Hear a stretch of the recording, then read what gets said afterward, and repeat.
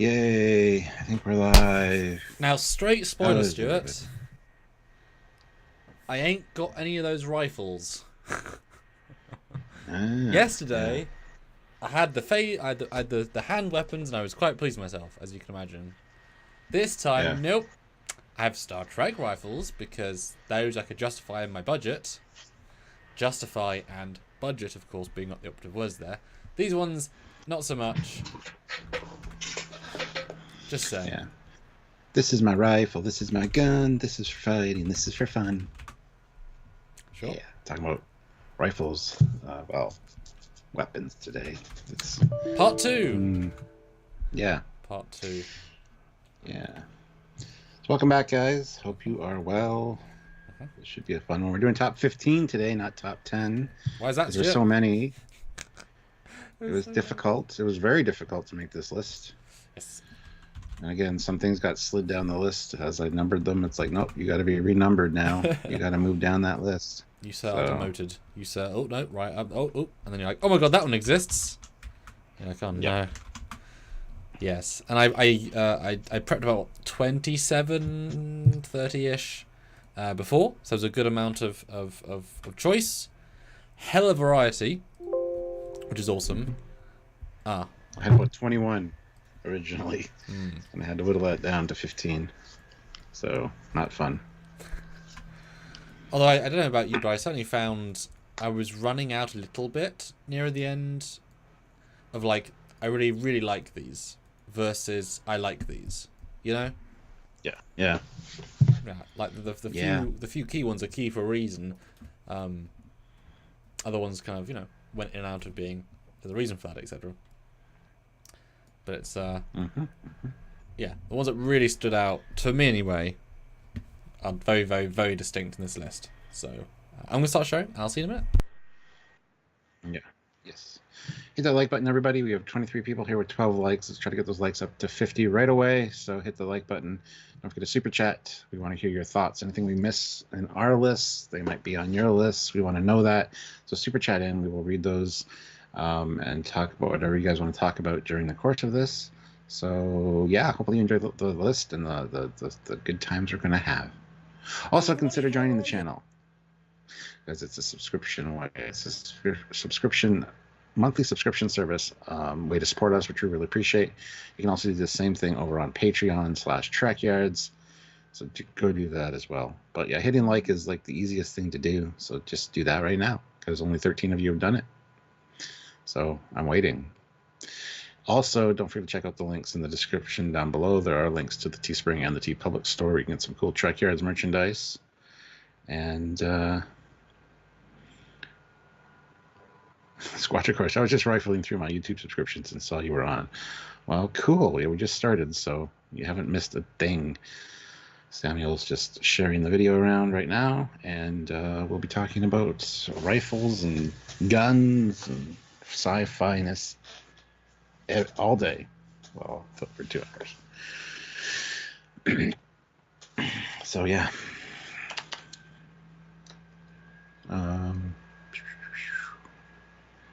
Let's see here. We got a super chat from Ozzy, which we'll get to in just a second once Samuel gets back. So thank you, Ozzy, for the super chat. It's much appreciated. And yeah, tomorrow is Thanksgiving in the States, so happy Thanksgiving to everybody. Our Thanksgiving in Canada here was last month, so anyhow.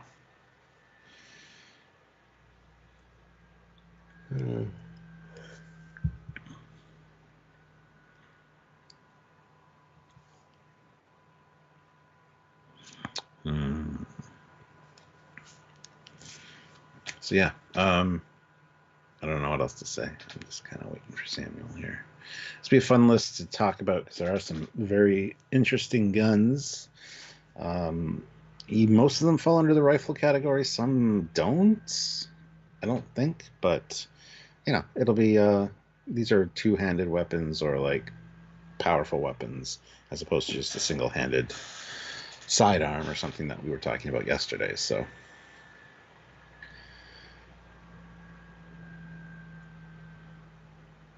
how come a gun from Starship Troopers isn't up there? Isn't up there? What do you mean isn't up there?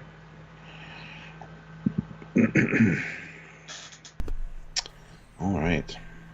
I have returned. Ozzy throws in $5 to start off our super chats. This is my rifle. I have many like her, but this one is my rifle today. I guess this is my rifle. There are many like her, but this one is mine. Yes. Welcome, Ozzy. Absolutely. Excellent. And just a quick little thing, but guys, I'm releasing my next fan film today. I'll mention it briefly at the end, because today, like real soon, like during the live, so yay, new things.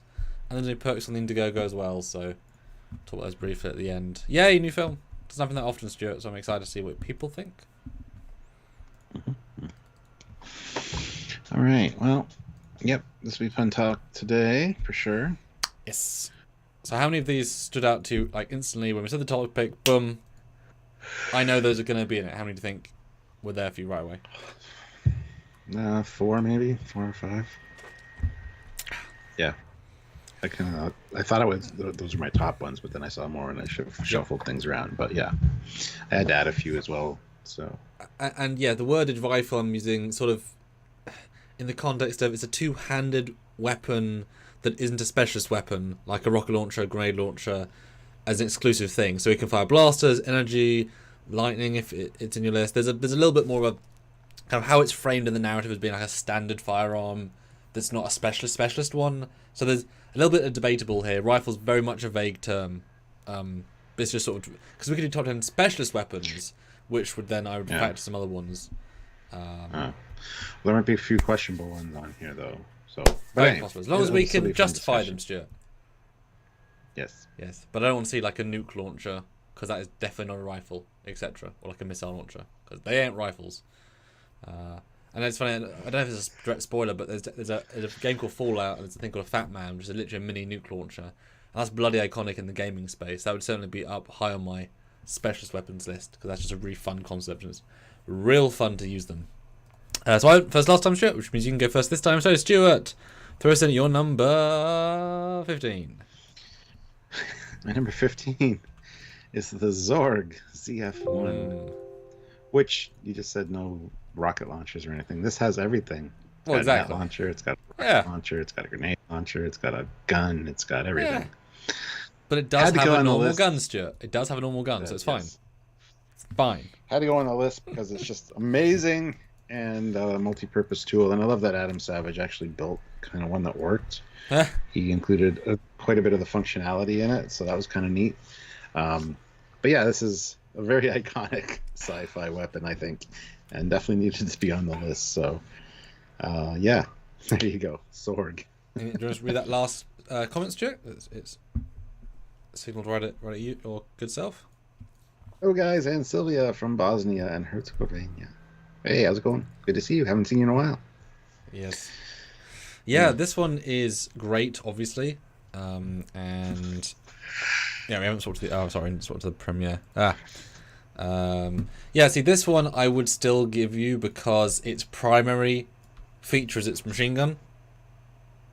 So therefore it counts. It's like the other guns, if they have a grenade launcher attached, it's still a secondary. This is kind of everything, it does everything, but its primary is the machine gun. So I'm okay with that. Yeah. Yeah, what a gun. I mean, were the people in the movie on acid when they designed it? Because it's definitely clever and creative and interesting, yet really simple. And you can imagine the actor being handed the prop on the day, being like, "This is what this is." Jesus. Yeah. And I had my own picture for it already because I wasn't sure you would include it, and I saw it was included in your list of ones you sent. So, yeah. Good stuff. Yeah. Which features would you use the most, do you think? Oh, rocket launchers for sure. Just like when I play Call of Duty, I like to use my grenade launcher and stuff. So, yeah. Yeah, I've always quite liked the homing bullets. The idea that it shoots a dude straight in his face and it avoids is a great idea. Yeah. Yeah. I mean, I would like to have been used more in that film than it was. Well, it's given the one hero scene, and then it's not. It's just a gun, and the second time it's used, could have given a bit more of a fun life. Well, this would have been, a perfect sequel thing to include this as like. Now we all got them, and And they have to have an even bigger version, the Z2, you know, etc. And Squadra Course, no, this is not a pistol. It's got a long barrel. You need to kind of hold it with both hands to fire it. Yep. That's so, our biggest factor. Two-handed has to be the minimum, which is why some of the Star Wars stuff got on as this rather than that. Because, yeah. I mean, it's beef. I mean, it's beefy. I've never seen one, but I can imagine they are giant. And also factors into the idea of being, you know, it's stupidly, funnily oversized. It's deliberately, comedically looking silly. Yeah. That's definitely part of the fun.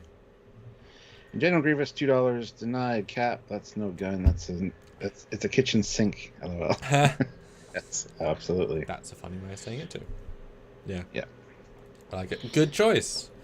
Good choice. My number 15 is the Orville rifle.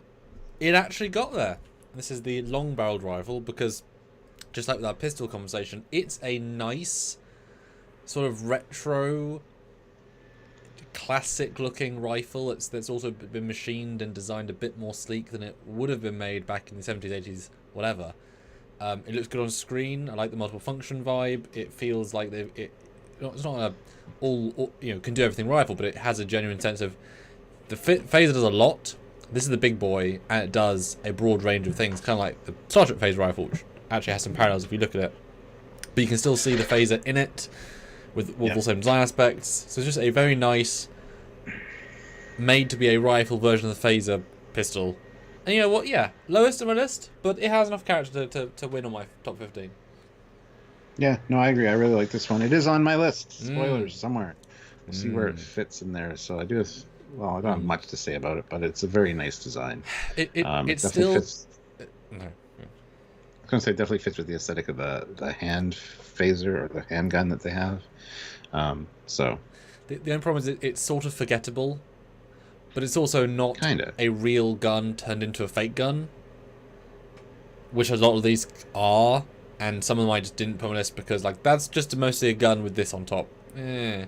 So, a few clarifiers, but yeah, it got 15 for me. General Grievous puts in $2 and says it reminds me of the Enterprise Mako rifle. Yes. A little bit, yeah. Which, you know, very similar. Boy, if we put Trek in this, how the numbers have changed. Yeah, that's the caveat Hi, of Trek today. Good to see just other sci-fi properties. Oh, I'll do a poll as well, Stuart. Yes, good to a poll. It reminds me to tell you guys again for the third time to hit like. We have 42 people here, 32 likes. I want to get to 50, so hit the like button right away. We'd really appreciate that. And Eric Martin throws in a $20 super chat. Amazing, thank you. I like Fennec MK Sniper and Oblivion Rifle and Racer Railgun. I have spoken. LOL. There you go. Some of these might not be on the list.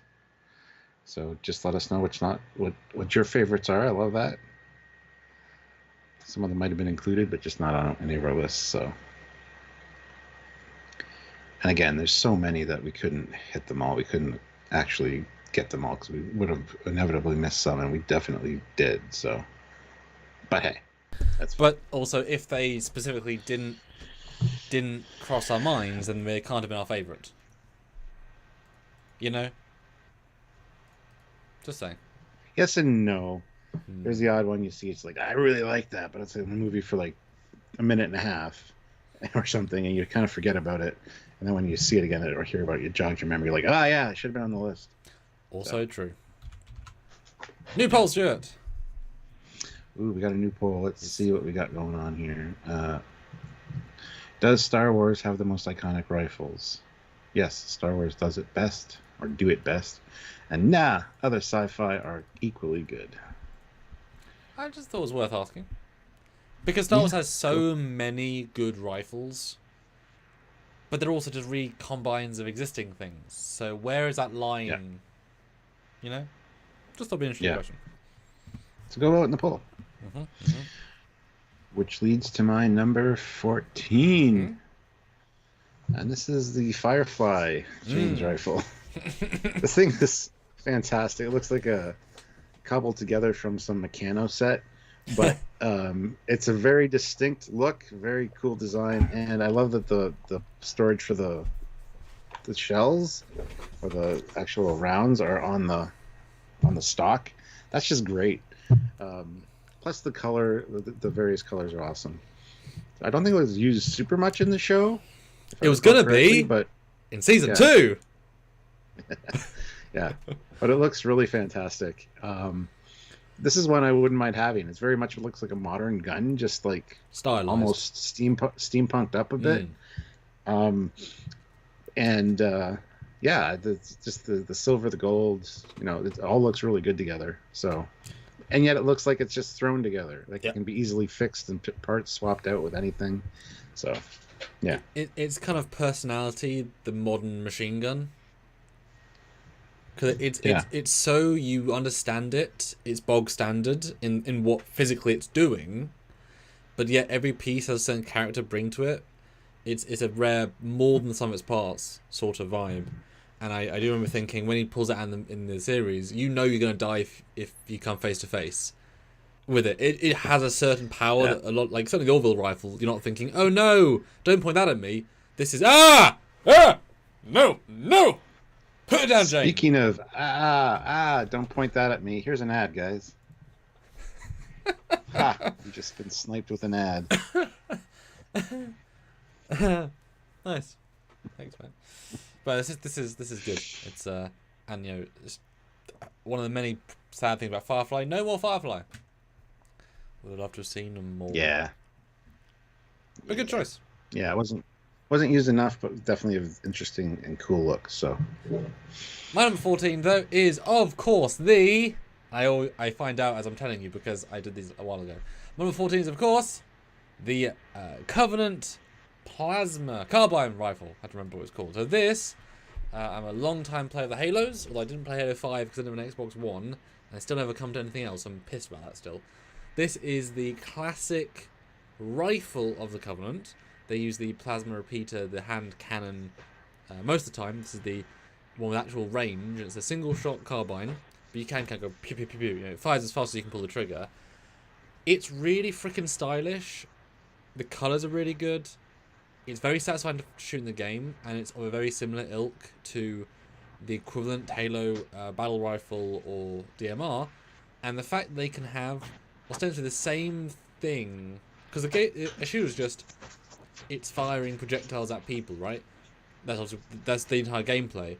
To have two of the exact same, roughly functional items feel so different yet so the same is an achievement in building the mechanics. And when you get a headshot with these, it's really, really satisfying, especially the lower ranking. It's just a good design, and it's quirky but grounded. It's alien. It's good. I love the colors on it. I love the design. It just looks badass, and definitely says sci-fi for sure.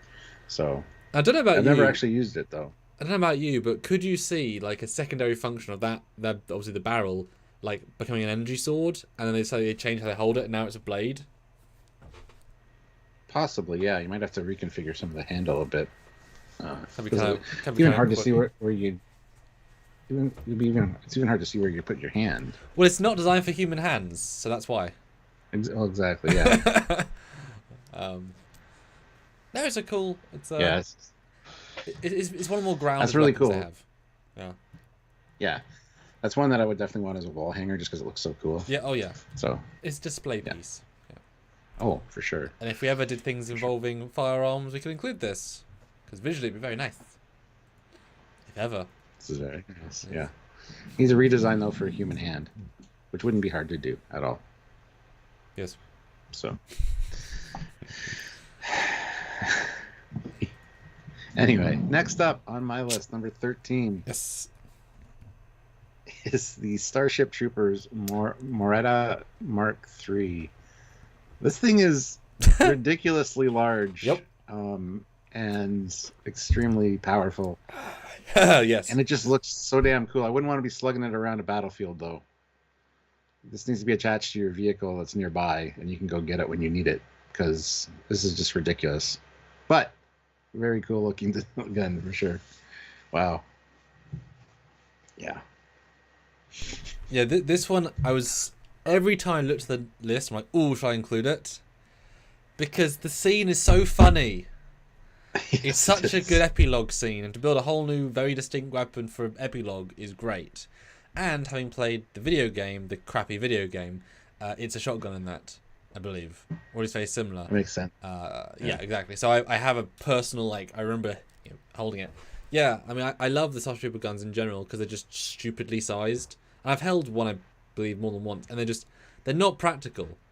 They're not meant to be practical. They're stupid. They're brilliant, and this is that idea even further. I can imagine they're like a special carbon fibre that's actually really light. They'd have to be. But yeah, machine gun with a shotgun down below. God, this thing. Oof. It looks like it's got a grenade launcher or something on the bottom there as well. So that could be the shotgun aspect of it. It's like a pump action grenade and a rifle. Yeah. Yeah. And you can't even reach the second thing. That's how absurd it is. But it has a really good vibe because it pushes that sci-fi element that the first main rifle doesn't, which feels very grounded. Just adding those curves, and they're just body elements. They're functional particularly, but that really does change the vibe in a very successful way. Yeah, almost on my list, but it's just like I like it a lot, but it's just for a stupid reason. So I couldn't quite.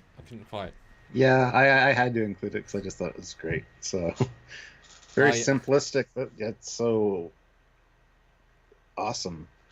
It almost feels like it's not designed for a human, like a larger alien. Or like a Master Chief from Halo, like a 9-foot soldier. Yeah. Yeah. Trekyards says, that's not a rifle, that's a handheld tank. Exactly. Yeah. Yeah. This is a cool piece of kit. Cool. My number 8 then, or 13, because 13 is in fact the Jane's rifle. Haha, Stuart. We have a match. Oh, wow. Yeah, this one I've seen Firefly. I like Firefly. It sings to me in that regard. It's just so characterful and yet understandable. Yeah, and I love the idea of him. Yeah, having the bullets in the stock because boy, you can still explode bullets. So it's like having potential explosives on your in the line of fire. So that's fun, but it's so impractically practical. Yeah. Yeah, and I was going to say this, but I kept a few things back. It also kind of things like it's sort of things so well designed about not being designed that it feels like Ken Palco co-design it. Like design a piecemeal shell where everything's different, but have it feel like a cohesive design. Yep, Ken's tapped like that. Yeah, it does. Like I said, it almost feels like a Meccano set. Yeah, but it looks like it needs the skin attached to it. Like it's just all the panels have been removed. I don't like the fact the sights are just really basic sights. That I think they copped out a little bit on, but that's relatively small. But yeah, I like it. Cool. So that's your number 13, correct? Yes. Okay.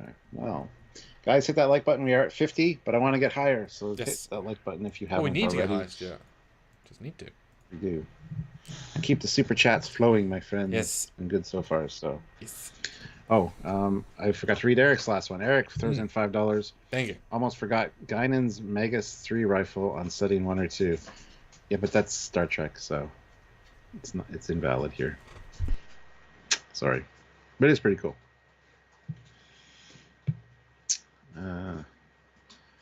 Eric says I was super chatting and now the ads are frozen. Well, then you just go back out and come back in. That should fix it. Would be my assumption. Anyhow, we're moving on to my number 12, which is the Stargate tier. T-E-R. Tier. T-E-R. This thing looks super cool. I love the ergonomics of that handle, and then almost like the double barrel thing, which a few sci-fi guns actually have that, and it looks amazing every time. But also just the shapes, the simpleness of the design almost, but yet it's intricate. It feels, and this one feels so weathered as well. It feels like it's made of copper with like some aging in there. It's got the green interlaced in, and it's just. I don't remember this too much from the show, honestly. How big is this thing? Because it almost seems like it could be a hand weapon. Yeah, it's on that line. The handle is a full hand, but you have to two-hand it. I mean, you could sort of, but it's pretty heavy, so it is definitely a that. Yeah, it's used infrequently, and it's funny because it was introduced explicitly, and whenever something this big a design is introduced, it's meant to do more. Originally, it was introduced to fight the Ritu, which are an alien race that had cloaking ability as part of their DNA, I believe it was, or tech, but I think it was just their genetics. And this thing was just a weapon that was used by the Goulds, but the Tok'ra used them, and they made the bottom emitter a anti-cloak sensor, kind of like a flashlight, but like an infrared anti-cloak sensor, and then the top thing, big vaporized cannon, really powerful. And the Ritu were going to be more in the show, and then just never came back ever. Despite being invisible, so they were quite cheap. I think it came out once, and then it's a specialist gun. That's how they were implied. So it came back a couple of times for different reasons. Always kind of fun when it did. Kind of felt like the big hand cannon of the Tok'ra arsenal. I have held one, surprisingly comfy, really top heavy, like front heavy, because of course is entirely imbalanced, but that's okay. Yeah. No, it's such a unique and cool design. Again, it screams sci-fi, which is one of the reasons I wanted to throw it on here. Yes, a lot of these don't scream really sci-fi, like so this is nice. No, yeah, exactly. But yeah, I just thought it was a fun addition, and the front of it too almost seems like a staff weapon with the way it kind of like has that clamshell. So, well, that's the thing. It feels exactly what it is, a Goa'uld weapon. They nailed the aesthetic. Every weapon, even from the grenades, the guns, every time that art team nails the aesthetic. Oof. Really good team. My number 12 is the guilty pleasure number 1 gun. Is the Clone Episode 2 blaster. Look how dumb that looks. Right? It's freaking giant. This is when they actually design their own guns versus just reused existing ones. I mean, I know it's some elements of a machine gun, but it's so large. You literally have to hold the silver excess bit. You don't actually hold the front of the rifle. It's too long. That's insanity. But because there was not a single physical, real trooper in that movie, they didn't have to base it on practical laws. So all the CG officers could hold it easily. But something about this, I don't know if it's from my using it in Battlefront 1 and 2, which I use, it's the standard weapon, but I really like the idea that it is a massively capable long-range weapon, that these clones are specially trained, very strong. You know, if they are able to deal with a specialist weapon as a standard, they can. So this thing versus a droid blaster, you associate it being quite poor accuracy. This thing, everyone's a sharpshooter. And yet has the repeating power of a full-length blaster because it has that many extra pieces. So I like the unnatural, because it was literally unnatural, concept of it. And something about the parts just kind of comes together for me in a satisfying shape that I actually quite like. Only, 12, as I think they are. But I like it. I like it. Yeah, I mean, it's a cool design. It looks like 3 guns cobbled together, though. It's like you can see where the cutoff point for each one would be. Let's add a barrel. Let's add a middle bit. Yeah. So, I mean, it's very cool. It did not make my list, that's for sure. Like I said, guilty pleasure. Guilty pleasure rifle. Yeah, for sure. I just like it. For sure. Yeah. It's just so long. It's so stupidly long. Because you compare it to the Star Wars E11, it's like really small. Yeah. This thing. Like it. Yeah. Okay. My number 11 is the Star Wars E11. Oh my god. Which is the standard Stormtrooper blaster, which a lot of people can make the argument that it's a hand weapon. It is, but you also see them firing two-handed just to steady it because it's so powerful. I mean, the gun it's based on is not a handgun, so... Yeah. Yeah, it is based on a World War II gun. And it looks very, very real world. Like, it looks like something that would actually exist. I do love seeing them in the hands of Stormtroopers. I really want one. I've always wanted one. Never held one, unfortunately. Really? But never a convention? Yeah. Oh. No. Yeah.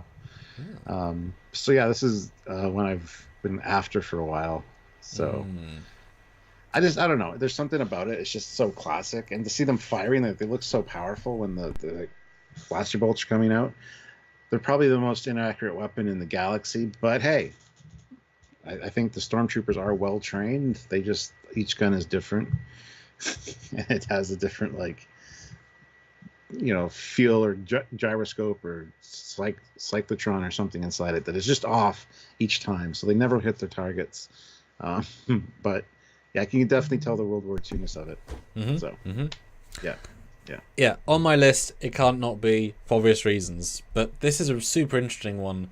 Because again, if you children today, this is not a gun to them, it's a blaster. There'll be zero linking to a real weapon, right? Which helps. I'm in that middle point of I knew it existed. I probably saw this first, but I've seen the other one more in history. So I'm kind of a nice middle value. I can kind of see both as separate.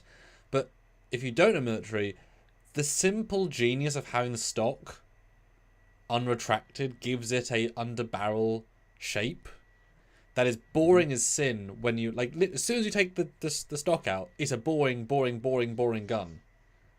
It's so boring. This one thing infinitely changes it. I have held several. Dad actually had one for a couple of years. I only held it twice because he didn't. But I have held one in the house. He also got a full metal original one. He didn't have all the accessories because he got the gun part, not the stormtrooper part. But it's almost the same thing. But I have held a full one, and there is just a realness to this. As soon as you hold it, you're in that zone. You're in that zone, and they are quite easy to get in resin, etc.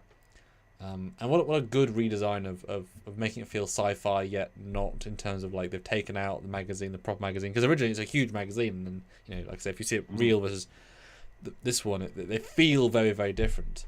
I mean, I would like a few more changes. I know that they've made a few variants in the latest Star Wars shows. They just introduced one, or at least reintroduced one in Andor, a different version, more of a tactical version. It's a very good basic profile. You can actually add a stock, because that's not a stock in the universe, or add a sight. And there's things you can do to make it a tactical version, which I've seen. So it's a really good platform. But I mean, truly iconic, and it's real good. I think sights and a stock would definitely help out stormtroopers. I'm just saying. Well, there is. I mean, there is two different sights in between the films, and they're really hard to get. So they're very specific. Yeah. Especially if your father's a bit silly and wants to get original World War II sights. It's like, yeah, great, cool. Making it hard for yourself there, mate. Okay. Well. But everybody has their own thing, man. I get it. But it's interesting, Stu. I did this as a possible. Does Star Wars have the most iconic rifles? This being the most iconic of the most iconic. It's only your number 11, and the poll is absolutely one-sided. Other sci-fi is equally good. 24% say yes, Star Wars. So that is a pretty one-sided poll. Happy to end that there. Good. I approve. I agree. But it's interesting. It's interesting. You're gonna make a new poll? Okay, while he's doing that, I want to say to you guys, hit that like button. Let's get those likes up. Keep the super chats coming. And let us know what's your favorite. We still got quite a few to go. We're only on 11.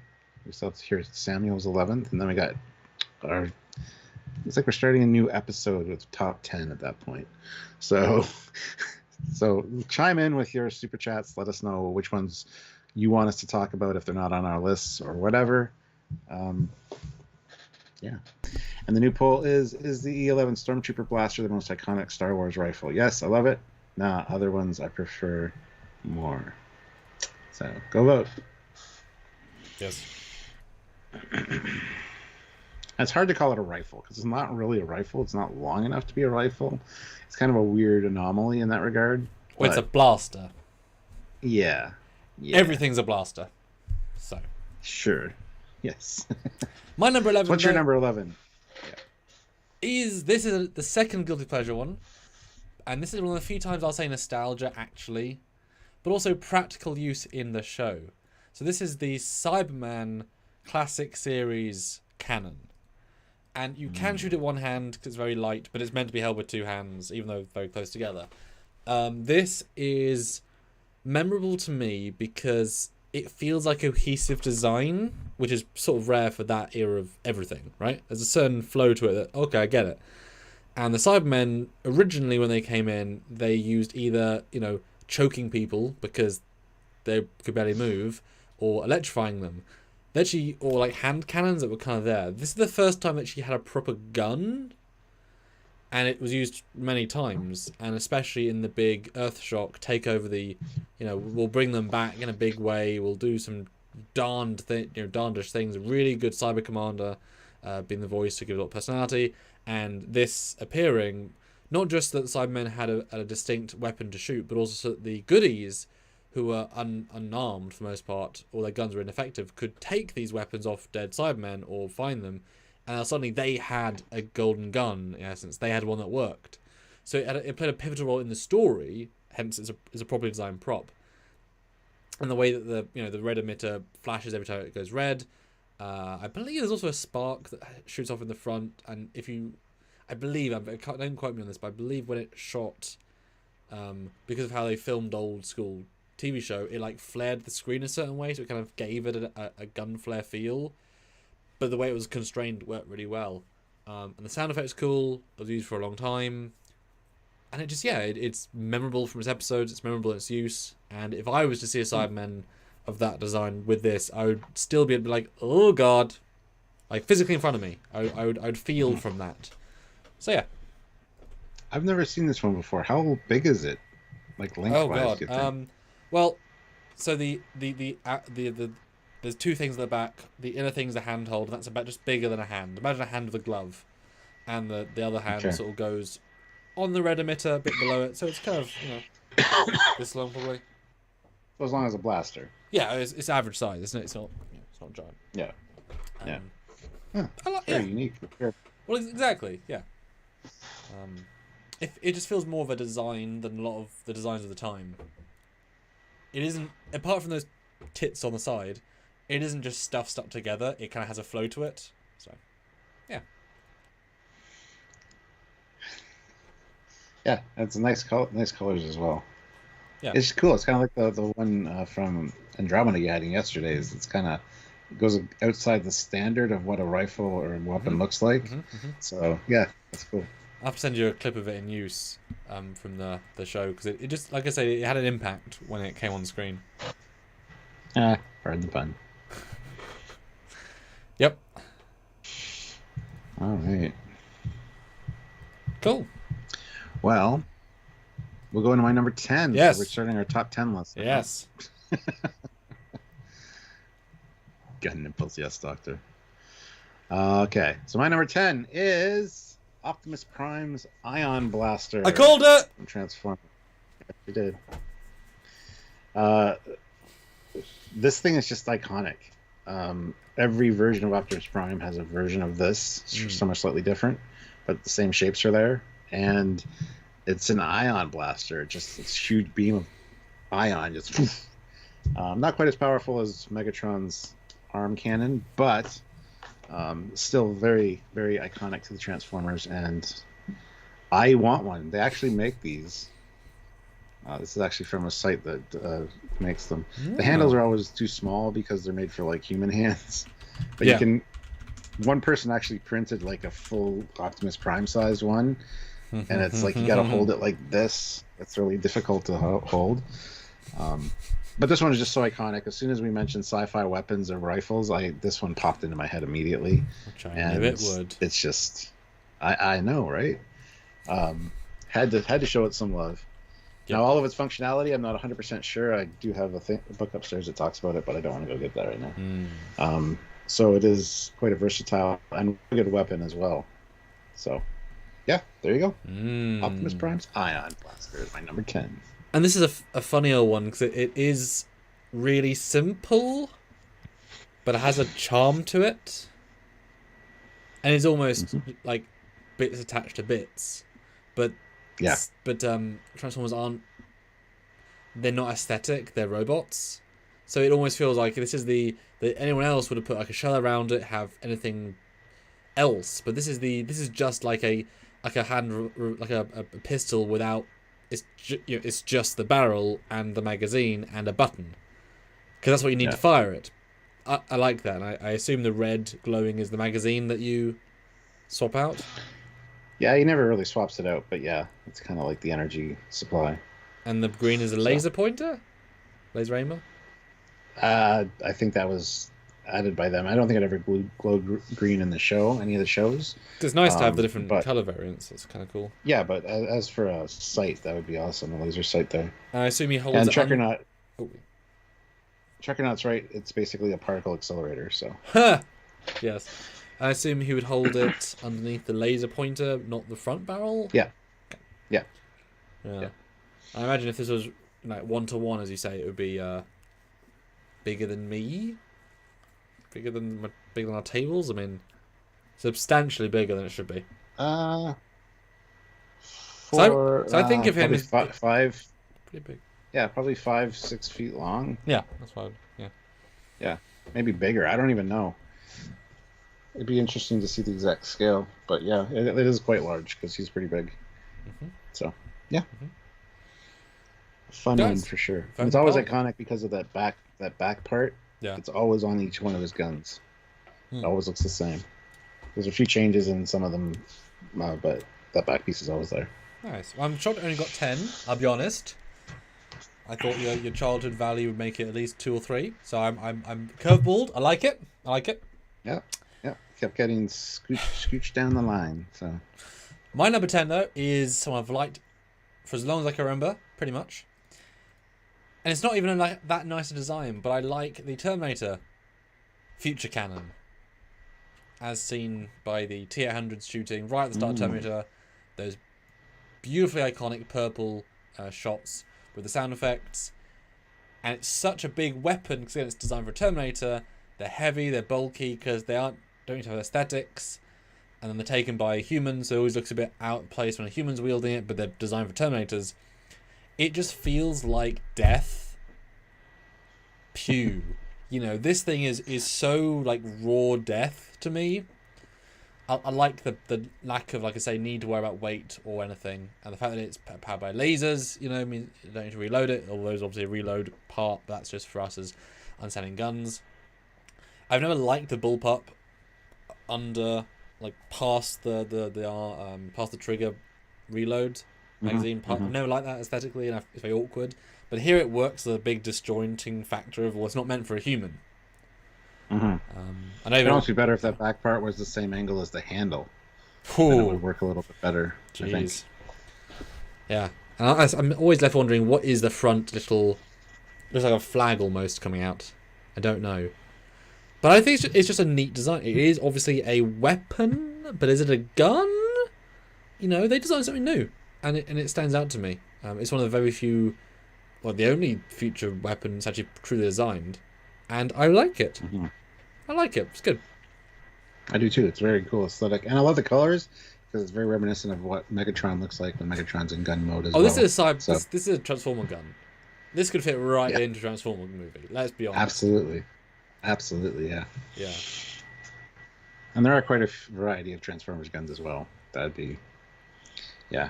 Didn't want to go through them all, but yeah, I like it. And that bottom part. That could be like a smaller caliber barrel, or it could also be a sight, like a laser sight. What if it was a dart gun to trap humans? Top one pure murder kill, bottom one dart gun. Possibly, yeah. You shouldn't always kill. You sometimes need the slave labor. Yeah, I know, but it doesn't look nice, but I like it. I know what you mean. I looked at it a few times making this list, going, Yep. It's different enough that. Yep.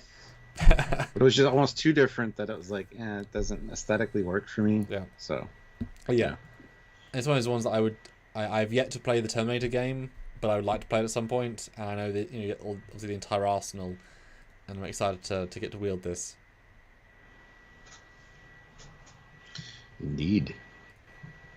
Yes. All right.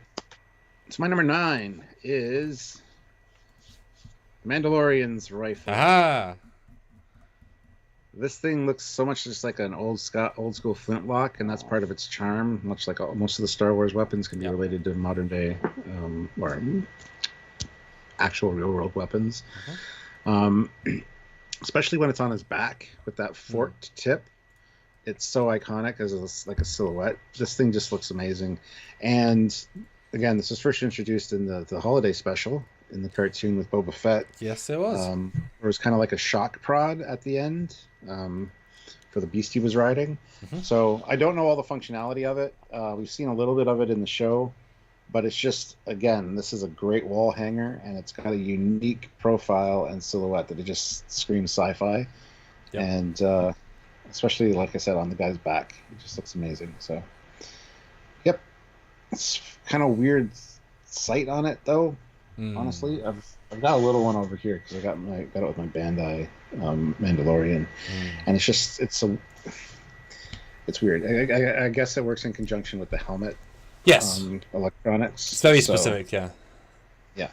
So yeah, it's for me, it's too much just a Western rifle. To give it too many points. If you take away that front proddy thing, it's just a rifle. It's the combination of parts that make it come together. But also, you say that, but you yesterday you had what's his name from Firefly's gun, which is just as it is a. But I've never seen the pistol it's based on. So for me, it's a. Oh. Okay, well that would be why. Yeah, because it very much looks like the other pistols. Yeah, I don't know what it's based on, so to me it is what it is, etc. But I know what you mean. Gotcha. That's fine. But yeah, I think for this, I love the simplicity of it. It feels like this guy picked I need to kill some dude far away where I've planned out for 2 hours. I need one shot. I'm gonna kill him. I'm gonna maim him. I'm gonna take him out, and I walk up to them. It's a plan weapon. It's not a reactionary weapon. It's not a sharpshooter. It's not a fast shooting weapon. It's I've got a plan. I do it perfectly. Move on. I love the precision it feels. I would disagree. This is a long distance sharpshooter rifle. No, I mean it's multi-shot. Like it's not designed to go pew pew pew pew. Like it's a one shot. Oh no. Yeah, he's out of it. No, probably like 2-3 shots at most kind of thing. It just feels so precise that you chose this. Yeah, because like Boba Fett's weapon is very small. It feels like it go auto pretty easily. It's more of just a standard sort of bog standard, gonna kill you with burning fire. This is like a precision weapon. Yeah. Sergeant Roadkill, 5 pounds. I said bolt gun yesterday. Today I say laser gun. Any weapon you can recharge by putting the mag in a campfire gets a 10 out of 10 for me. Okay. Yeah. Fair enough. Yeah. No, I like it. Cool. My number 9 then is the Halo. So I thought this picture was better than this. Is the Halo Covenant Repeater. This is the very much just looks like the Star-Lord pistol, but for the Star-Lord pistol by about 10 years. Yeah, it's my only... Because it's not technically a dual barrel weapon. It looks like it is, but it actually fires from the middle, sort of. So it's I mean, it does shoot... Well, I don't know. It sort of does, sort of doesn't. But it's a big, big, big gun. When you see it in real life, they're like, oh shit, because the dude's carrying them at like 9 foot, 10 foot, you know. It's stylized, great color scheme. It's just enough design and not design to be a good looking weapon. Super effective in the game. Doesn't have it's a weapon that has a power pack that you don't run out of ammo in theory. It just you can run down the thing by overloading it. So you can keep firing until the power system overloads and has to cool down, and then once the power's gone, I guess you throw it away in the game, but that's because it's a game. I don't know. It's a good looking gun. Mm-hmm. I mean, you could shoot one-handed, but you are meant to use it two-handed. So it is a rifle, even though... Because there are pistols in that game. It is not a pistol. So it's a weird... You know, it's a small rifle. But it's really a submachine gun in effect, but they don't have that class in that version of the game. But I just like it. It's good stuff. It's funny because when I first saw this, I thought if you just turn the picture sideways, it looks like two parrots, like, gripping claws and kissing. Looks very bird-like. Stuart, yes, it does. Wow. Yep. Damn. You'll never unsee it. No. No, I've never seen this one before, and I'm not really a fan, honestly. I don't know. I don't understand the context she's used in or anything either. So Halo. yeah, Halo. yeah. Pew pew. Well, But Jasper yeah. says, "Dang, that's not my number one." So that was his number one. Yep. Yep. But it's just so iconic to the franchise, and it's in every game, in every mission you see him. You always use one in the game. You normally use one in every mission if you really want to. Dual wielding is so satisfying because the fire rate is extremely fast. They're very accurate. Actually, quite long range as well.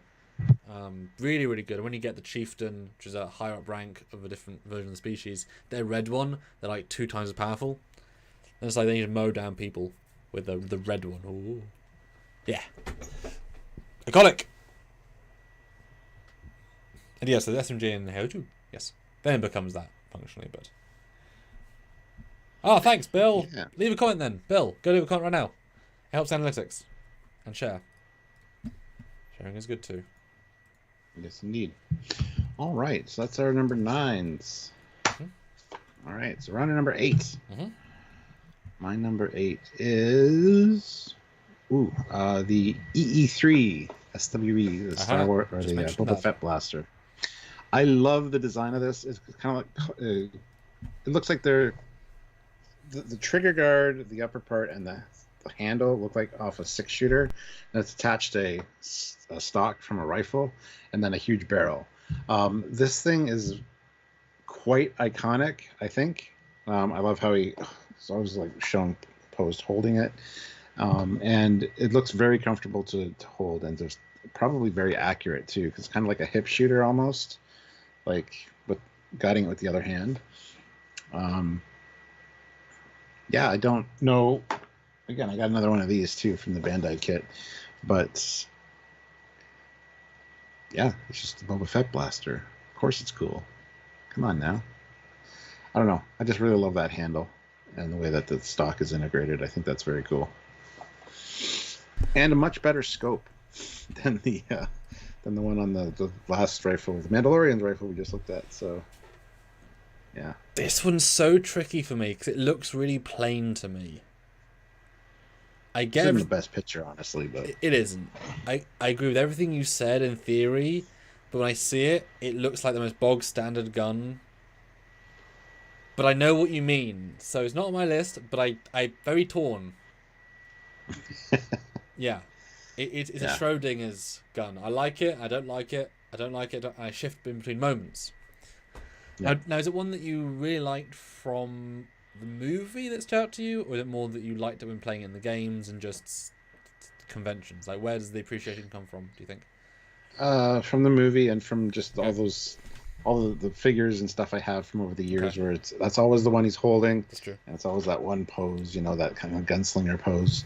Yeah. So it just always looks so cool to me, and I'm like, I would really like to try to like hold one, because I think it'd be amazing to like it'd feel really good. So yeah. Nice. Me next. My number 8 is the Stargate TER. Higher on my list, because I do love a bit of Stargate. Yeah, I mean, of all these designs, we keep showing firearms that we can say, well, it's like this from this actual gun, but different. No, not the TER. Actually unique. Actually specific. I love it's a function weapon. Very specific. That also then ruins its use in the rest of the show, because they never quite bounce back from that, which is frustrating. But every time there's a cloaking enemy, which happens often-ish, you're like, when are they going to pull out TRs? Hey, scene 6, cool! They're already prepped, which I appreciate that. And there's, well, we've seen Stargate, all of it. Yes? Yes. You swapped to the end? Swapped it with what? You swapped to the end of Stargate? I can spoil a bit of it. Yes. Yeah. Oh, yeah, I've seen all of it. So when it's then picked, I think, geniusly as the anti-Cold Warrior prototype, I thought it was a great choice to see Sam running around with this, knowing it's obviously a specialist unit, and she like modifies it as she goes, and that I thought was a nice use. And then obviously it goes into machine guns, but every time it's used, it stands out, except Stuart, who didn't realize it existed, or who forgot where it was from. But for me, I like it, and I have held it. It's very comfortable. I almost had the opportunity to get one years ago, and it was like a one-off on eBay, and then it got sold before I decided. I was like, would have been cool. You never wait. Yeah, well, exactly. Although I wouldn't have had such green weathering as I mentioned yesterday, but yeah, Yeah. It's just really genuinely interesting and quite unique. Yeah. General Grievous, $2. The EE3 is the gun Luke sliced in half and returns the Jedi. Yep. Sliced it in half with his lightsaber. Yes. The gun is a bitch like its master. It's killed the first main time you see it. Nice. Alright, number 7, Stuart. My number 7 is the Orville PM. Ah. 7R. Yeah, I really like the look of this. It does have a lot of the elements of the phaser rifle from Star Trek. Kind of shapes in the handle and stuff. They just kind of chopped them off and cut it up a bit. But it's got this, you can tell kind of what the inspiration was. I really, I really love the trigger as well. And just that nice organic shape. But yeah, with a big barrel at the end of it. You know? Like that didn't need to be there. You could have just continued that organic shape all the way to the end. But it was an interesting choice. And yeah, this is one I would absolutely want. I think this looks so cool. I do like the Orville weapons. I think the designs in that show are fantastic. So, yeah. Yep. The longbow. Cool. And Orville pretty high on both your lists. Good for them. So newcomers for sure. Oliver Lavery member for 5 months at the rank of captain. That really helps. Says, "Hey Sam, really enjoyed the new film. Laura is really good as a junior officer and loved Catherine's narration. Yes. Looking forward to the next one." Thanks, man. Appreciate it. Yeah, it's fun to that one's quite special because unlike the Dominion, they're post-Dominion War. She can be more honest about how shit they were. This one takes place during the problems of the Romulans, so everything she said is bathed in the. Romulans are gonna find this and watch it, so we can't badmouth them too much, and we can't tell the public about the problems we have with the Romulans at the neutral zone because they'll get frightened. So I'll carefully phrase everything I'm saying. I think that comes across in the subtext of the piece. Thank you. Leave a comment because it helps analytics. My fan film is out. Go check it out after this. And Ozzy throws in $2. General Grievous, his rifle is the lightsaber. In essence, well, doesn't he have a pistol? Yeah, he has a pistol at the end. I think it's just a normal blaster, or is it a special one? I can't remember. I don't know, I got them over there. I got all his weaponry over there. I don't know. Yeah, he's got a regular blaster, I think, and then this one. Yeah, it's a stand. Well, it's a close. It's been modified a bit. It's the same basic, but it's a bit different. Yeah. Yes. Thanks, Oliver. Okay, cool. What is your number 7, sir? The reason I fought for you to have it is because I wanted it. My number 7 is the Fifth Element. Everything weapon.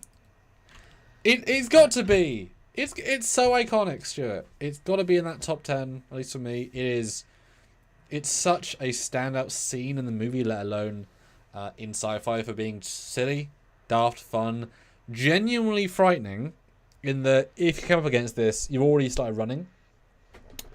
It's a dumb. That's what the net's for. Stop your running.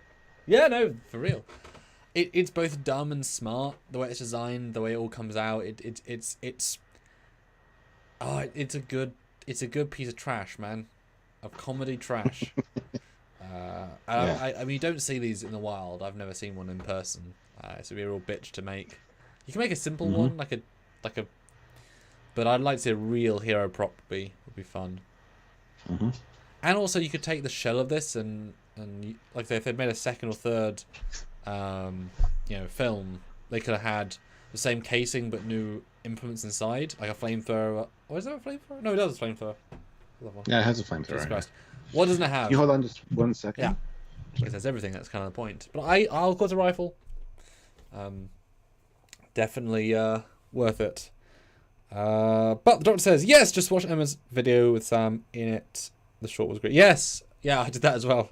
I did that thing. Yes, as you guys know, I'm currently Indiegogoing right now. We're only at 17% with a week or so to go. Released another film today. I'd like to think everyone here is going to give an Indiegogo even like $10 because that all mounts up. We're certainly trying. And, to showing you, look, we're doing cool things. So support us in doing cool things, because we really can't do it without you guys. And so, $10. I mean, honestly, like a $50 would be, things cost money, so you need it. But yeah, go check out Chaos at the Neutral Zone, today's new fan film by me. It's rather good. Go check it out. And I'm back. Hello. Hello. Greetings. Sergeant Roadkill, 5 pounds. Loving the Fifth Element combo rifle. Did you have a Corbin Dallas pistol yesterday? Both iconic, of epic design in Fifth Element. There was no Corbin Dallas weapon though. It's okay. It's fun. It's good. It's not like Sorry. It's okay. It's good. It's eh. Ironically, and this is such a stupid thing, I prefer, if I was to place the guns, the second favorite gun of that movie is the fake walkway stick-up gun that the guy holds up to the guy's apartment, because at the front of the gun, there's a picture of that for me stands out more personally. Picture of the hallway. What a stupid idea! What a great idea! Great. Yeah.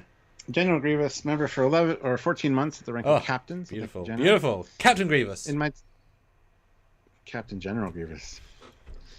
In my top 5 is XR1. It's a carbine to Wookiees, but it's so huge. It's a rifle for normal humans. The elegance of the wood carving and metal trim. Chef's kiss. Mwah.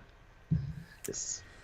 See, the Wookiee rifle, I like it a lot, but it feels so much like a bow that I wouldn't put in my personal love. Talking about the bowcaster? Yeah. I see that's what an XR1 is. Might be more of a specialized weapon, honestly. But it's not to the Wookiees though. Yeah. And Luke Han never used it until right there. That was dumb. Yes, the spiky one. Yeah. All right. Well. All right. We're almost at our lower. Yeah. You said go quick, Stuart. I know, and that's good because I got shit to do. But anyway, number 6 for me is the Halo MA-37 assault rifle. Damn, man, this could be a modern day weapon now. There's quite a few in. I don't complain Call of Duty Modern Warfare. I'm pretty much sticking with my P90, but there's so many that look so cool I want to try them out. This is one I've never played Halo, I don't think, but this is a very cool gun. I would definitely want to try this one. It has such a nice aesthetic to it, and I like that front, just the bulk in it. So yeah, it's simple, elegant, but not elegant. And you did notice there were 2 similar looking rifles. There's a okay, good. Because there's a funny old history of this. I'll explain briefly because we zipped through the rest of it. Is that this is meant to be the same rifle in essence as the other one, but because that first rifle, the other one was made in the early 2000s. This was in the 2010s. Technology improved, and when the different company took over, they said let's make it look more detailed because we could. Now that game was a prequel, so this is meant to be the more rustic version of that one, which is why it's more all over the place, because it's not trying to be the refined sort of closed loop sort of feeling rifle. So even though it's more polygons and more advanced in terms of pieces, it's meant to be an earlier version of the other one. Even though it's designed later, but also earlier. This one looks better though. Disagree. But I do like it. It's also quite a lot bigger. This one's definitely way more real world. I'll give you that. This is absolutely a real gun.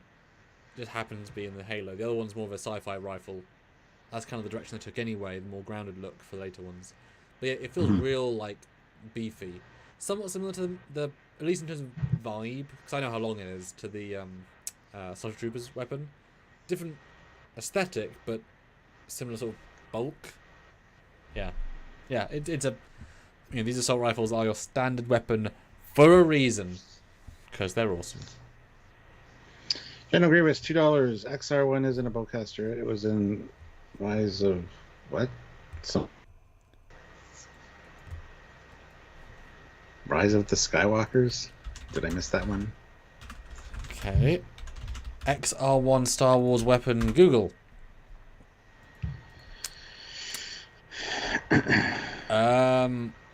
Well, the turret comes up. Is it called XR1? Because I don't see anything that I would say was not the combat. What is ROTS as well? Let us know what you mean, because I can't see what you're talking about. Oh, Revenge of the Sith. Gotcha. Yeah. Okay, cool. Thanks, General Grievous. You mean Chewie had a different gun in his brief cameo in Revenge of the Sith? No, just the Wookiees did, I think, in the battle on Kamino. Or not Kamino, Kashyyyk. On Kamino. Okay, yeah, their weapons are weird. Cool, though. One looks like a, Oh, is that the, that's the bowcaster, but not? I'm staring at the old data. Weird.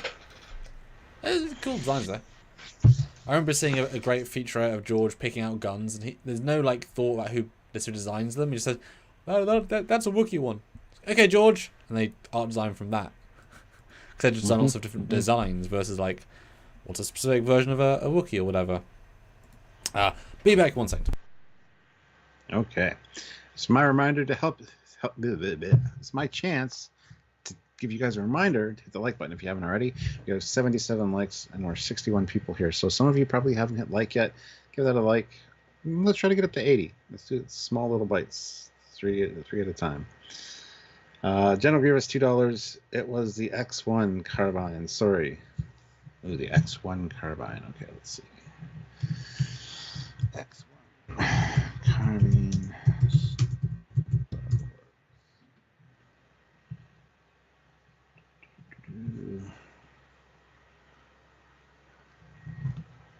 Oh yeah.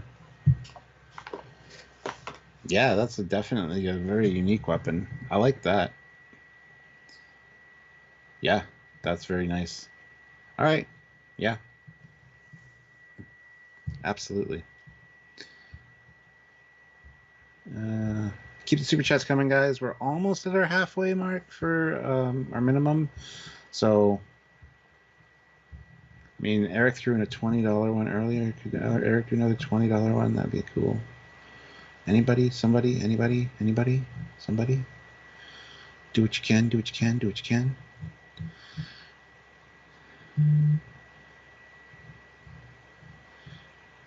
So yeah, General Grievous said it was actually the X1 carbine, which I looked up in Wikipedia. Wikipedia comes up straight away. It's quite a cool weapon. Yeah, I don't recognize this one, actually. Huh. Weird as hell. It's cool. All right, so I guess we're on to your number 6. Yes, number 6. I'm totally convinced by that what you just thought there. My number 6 is the Gears of War Lancer. Now, I have an odd relationship with Gears of War in that I missed the craze, but I have played most of the first game. I enjoyed it, but it didn't grab me like Halo did. But I know people love it, so I haven't got that personal like, oh, I love it. But I can still say justifiably it's a cool looking gun that is real fun to shoot, real fun to chainsaw, and they certainly had a good idea with this. It's definitely just a gun, but it's not like any gun I know. It's a fun and it chainsaws, and it's got to be in the list, if not actually high on the list, although 6 is not too bad. But yeah, I mean, I know for a lot of gamers, it is the definitive video game gun, at least of this size.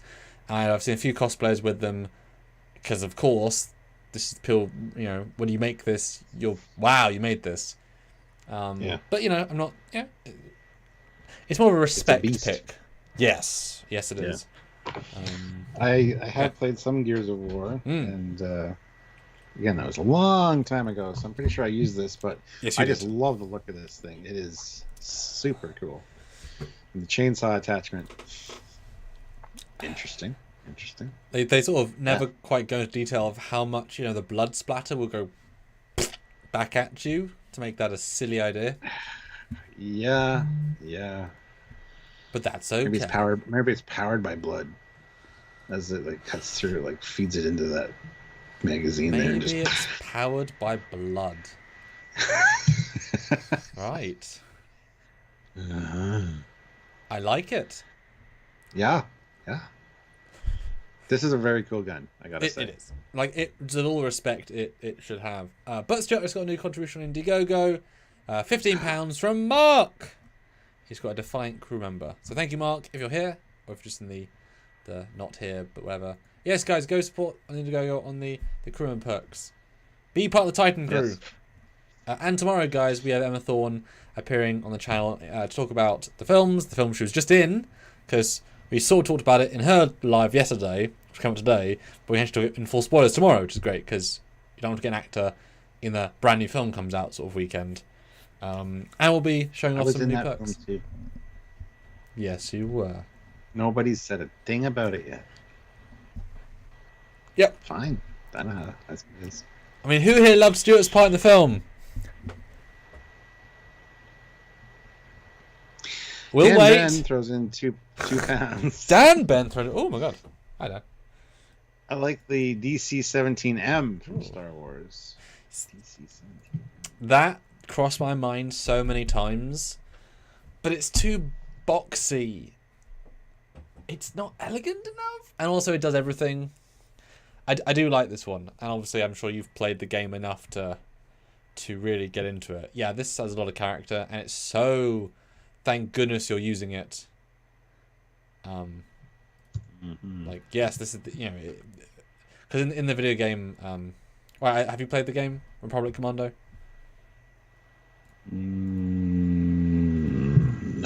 No. Great game, great game, and the idea is that it's a proper clone. Commando, Republic Commando, is a proper tactical gun. It's one gun that they, as a game designers, thought it adds everything onto it. You add one thing, it's a sniper rifle. You add one thing, grenade launcher. You add one thing, it's a machine gun. Because of course they would want one useful item to progress forward for. They don't need to have 4 guns. So it kind of does everything. So it's very, very clever in that regard, and there's a lot of respect for being just a bit kick-ass. And so you don't get bored of it. Which is weird. One gun in theory the entire game. Nope, doesn't. Yeah, don't get bored. It's good. It's quite a unique looking gun, but yeah, I don't think it would have made my list. Yes, exactly. That's the thing. That's the thing. All right, well. Next up for me is number 5. Yes. And this is the Halo M7. Oh, nice. This is amazing. Looks very, very very accurate because you got the front handle. Very it's a tactical gun, and it'll be very useful in close quarters. Because it's still got the stock though, so it's very accurate, and that front grip also helps you guide the front end around. And the colors are fantastic. I didn't even know this thing was a thing until today, but I absolutely love the look of this. And again, it feels very, very, very real world. I can't remember the gun it reminds me of, but yeah, love it. Yes. Jesus Christ, that's the thing. So this one. There you go, thank you, sir. Yeah, this one's funny because this was a really, really fan favorite introduction in Halo 2, where they thought, hey, let's double the amount of guns in the game. And they already had some of the best guns in sci-fi gaming in the first game, because they wanted to have a quick fire gun for a lot of the close quarters, because Halo 2 has a lot of the big open spaces and the really close quarters. Plus, it's the first introduction of dual wielding, so you got 2 of them. Ooh. And they sound incredible, so satisfying. It's very, and so firing dual, because they're a very small cartridge, so they're not very powerful. But 2, you blow through people, and if they haven't got shields, rips through people. They're actually surprisingly accurate if you shoot them for half a second. They've got the insane amount because they do this. Mm-hmm. And so if you can control, and this is purely practice, if you can control the way your stick works to always be shooting down at the right speed, you can be very accurate still and you can unload 2 full mags relatively accurately, boy, it's satisfying. And then in later games, they decided to make a tactical version which had a silencer, which entirely changed the accuracy, and that was really satisfying because you could single shot all of a sudden, like pop off, almost like a sniper rifle, almost. Because single shot is quite accurate. Headshots from a distance was really fun. Really good gun. The doctor asked, are these slug guns or energy guns? This one's just bullets. Standard bullets. Yep. UNSC. You can see it says 5mm. Yeah, tiny rounds. They never quite use the accessories. The stock never moves really, and they certainly underpowered the further they went in the series. But each game tends to have we like this gun. Either we just introduced it or we have a hard on for this gun. So in Halo 2 it is a boss, and then I think it's in Halo 4 as it might as well be in it. And it's just fun to play. But I'm glad you put this because Halo, as I think you'll find it, has some very, very good guns. Well, this aesthetically just spoke to me, even down to the color. I love that color scheme. It's just amazing looking gun. To get another one, I'd want on a wall in my armory. You know what I mean? So. Yeah, Halo man has some good looking stuff. But guys, we are almost halfway of our super chat goal with only a short amount of time left. Speaking of. Looks like YouTube wants to help us make money because it's ad time. That's great. That's a great ad. God damn. But yes, help us out, as of course you guys know. Or check out my fan film. Both are acceptable at the end of this, of course. Yeah, and I'm glad you include this because it's many fond memories. Many fond memories. Indeed. So my number 5 then is the... Come on, Stuart. I'm shocked it was so low on your list. The E11. The iconic Star Wars blaster, Stuart. It had to be. Because 5 in, we're at icon level. What, 40 years of missing? Can't get more iconic than that. Like I said, I've held one. They're fun. They're surprisingly satisfying. I like the fact that you feel good hip firing, or aiming, but not really. Way less cool when you put the stock out. No, just truly iconic and a fun happenstance of the movie, just using old stock and then doing a few small things and yet coming together. No, it's will never not be cool. You'll never not like seeing them on screen with a stormtrooper. That's just how this works. Yeah.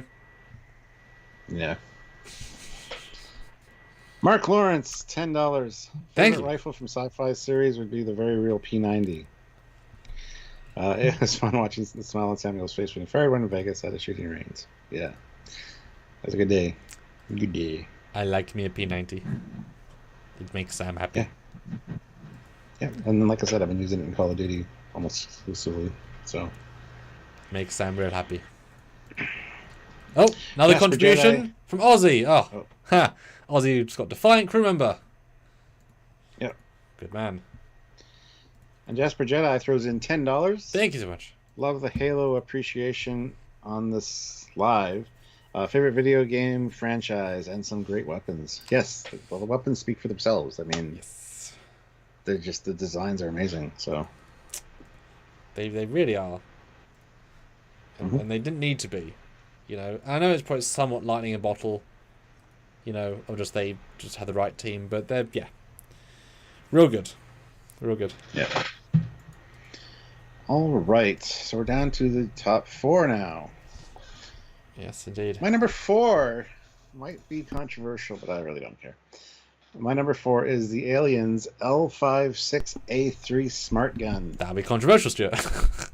Yeah. Is it a rifle? Not really, because it attaches to an articulation belt on your waist, and it's got an armature, but it's also a smart gun. It even says machine gun in the graphic you showed. It's fine. It's also super long, hence rifle. So you shut up, you. I use this a lot in Fireteam Elite, and it is an amazing gun to have. It eats through ammo like crazy, but it does track the targets for you, generally speaking. You can also swap out the armatures and stuff and have more fluid motion. This I had to include, and I know, it kind of goes against the grain a little bit, but I don't care. I think it's an amazing gun, and just the different attachments and armatures you can get for it are quite cool. So, yeah, I've maxed this thing out, and the gunner that is attached to it. So amazing gun, but I hate how much it eats through ammo. Like getting reloads on this thing is a pain in the ass. It cleans house, but then you're out of bullets and you gotta switch to your other gun. And it's just like, oh man. But yeah, there you go. Oh, you rebel, you. I consider it a rifle. So shut up. Wow. I mean, it's a big rifle. It fires almost like a Gatling gun, like I said, eats through ammo, but it's well worth it to be on the list. I just had to put it up there. It's the most machine gun rifle you'll ever see. Yeah, and if you're good, you can make it a rifle and single shot it if you really want. But most of the ones we've looked at aren't single shot. Most of them are like fully automatic, so it's fine. Yeah, I would not have considered this, but I do like it a lot. I like the fact that when they showed one of the originals in the Adam Savage, look at props thing he did, it's funny how a lot of the pieces are just motorcycle parts. Yes, yeah. Just shoved on this thing. How great is that? How great is that as a concept? It's greater than some of its parts, and it's definitely a god gun in those games. I kind of wish there was one of the versions of the Alien games where you could mod it so that it was unlimited ammo. Good God, man, that'd be dangerous. You just wouldn't stop firing, just walk and fire. Yep, but it would be fun though. It would be. I smile every time I use this, and then literally like a minute later, I'm like, click out of ammo, and it's like, God damn it, let's go find an ammo dump. That pisses you off. Click. Yep. Yeah, it's sad because it's such a. Let us use it, please. No, okay, thanks. Well, it is a god gun, so that's the problem. Yes. But no, I like it. Good choice, as cheeky as you are, sir. You need there to be a surprise or two in here, so. I am surprised. My number 4, though, Stuart, is the Mass Effect. Whatever the hell it's called. Jesus Christ. It's called the M8 Avenger. Now, this is a bulbous MF. It kind of works for me aesthetically and kind of doesn't. This is the standard rifle used in Mass Effect 1 and then throughout the game series as you sort of shift off what you like. But it is meaty in how you use it.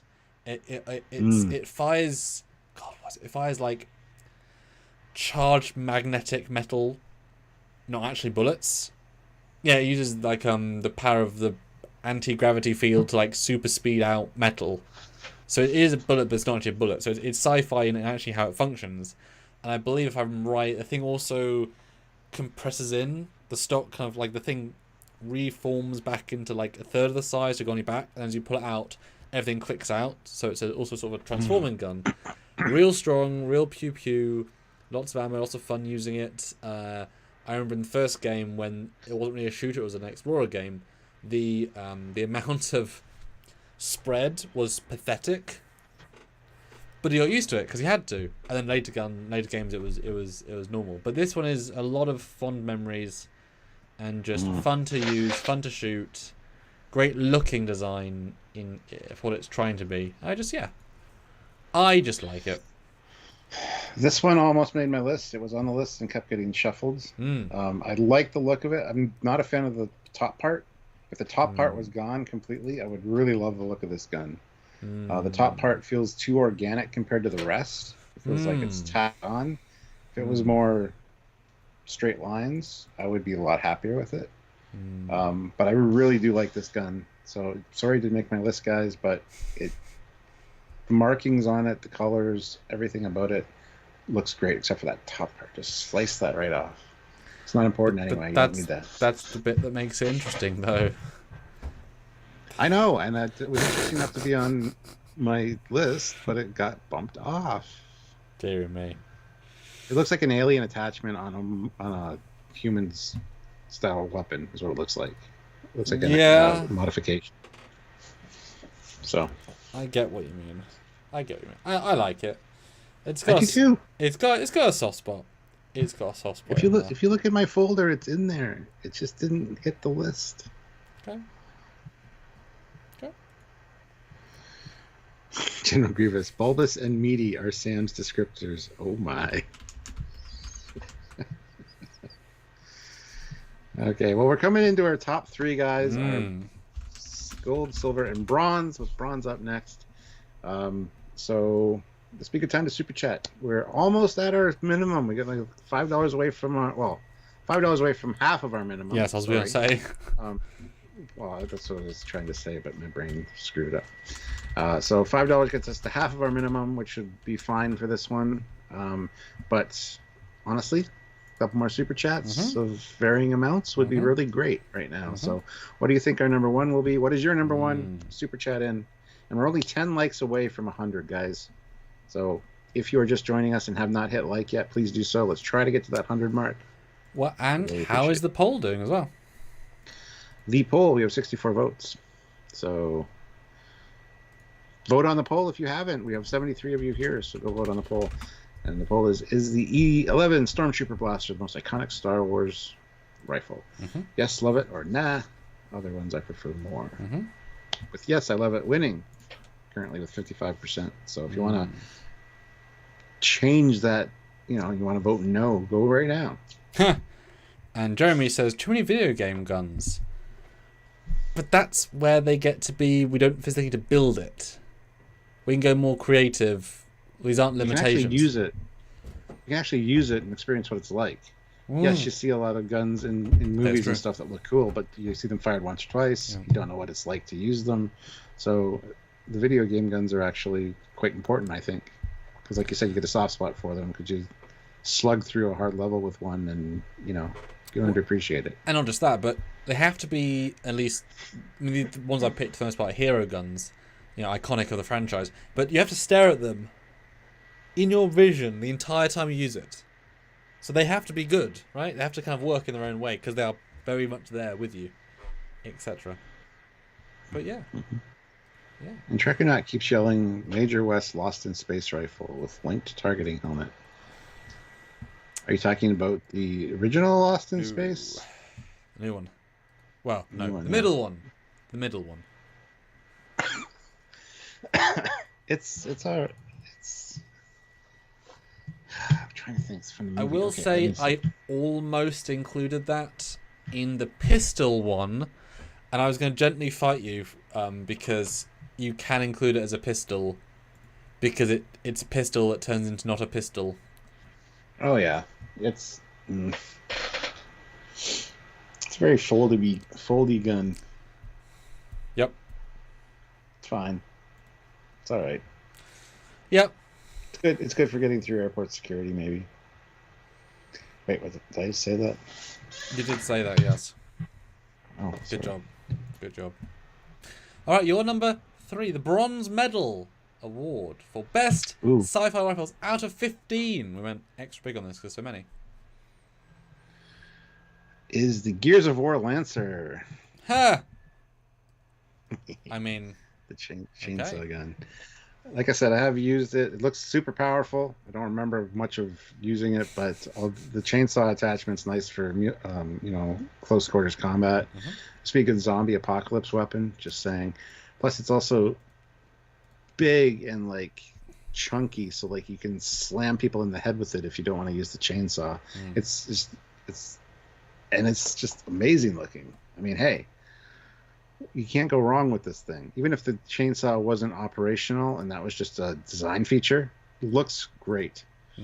So yeah, you've already covered this one. Oh, I'm sorry. That's okay. I wish I do wish the handle was different. Honestly, the handle doesn't quite work for me, but the rest of it definitely makes up for it. So, yeah. Number 3. Does it make you want to go back and play? Yes, I want to go play Halo and Gears of War now. Absolutely. Good. Might have to go do some downloading soon. Well, you need an Xbox for Halo, so. Oh no, it is on PC now. I have two Xboxes. I have the 360 and an Xbox One, or an Xbox X Series. I don't know. One before this latest one. Whatever that is. You're doing great, Stuart. Don't worry. Don't mind what people say about what you're doing. You're doing great. Okay. Thanks, man. Appreciate that. Cool. Yeah. It's obviously on my list. And not for nostalgia, so that's good. My number 3 though is the Starship Troopers rifle. The what's it called? The Starship Troopers rifle. Yeah, I mean, when you think of iconic sci-fi weapons, this has got to be in your brain space when you say that, because the movie is almost beyond iconic, and it's used all the time, so you really feel a very close connection to the gun throughout. It is both a training weapon, it's a laser, it's a lifeline several scenes to the character living or dying. It is a real character almost in the story. The fact that it's got the underslung shotgun is fun, is unusual. The meatiness of the bullets. I mean, this thing is using big rounds. It's not a standard 9mm. It has a real chunky feel. And there's so many scenes where, because of where they're ejected like near the actor's face, so you've got a medium shot and you see all the bullets flying out, and that's all real. It's very visceral. It's too long. It looks a bit silly. It looks super functional. It's all the things. It's so basic and rudimentary, and yet iconic and classic and deadly. Don't ever change. This was on my possible to be made to the list.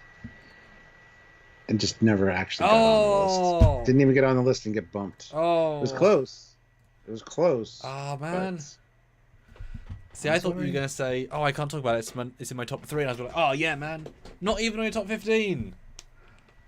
Oh, man. It's so iconic, though. Oh.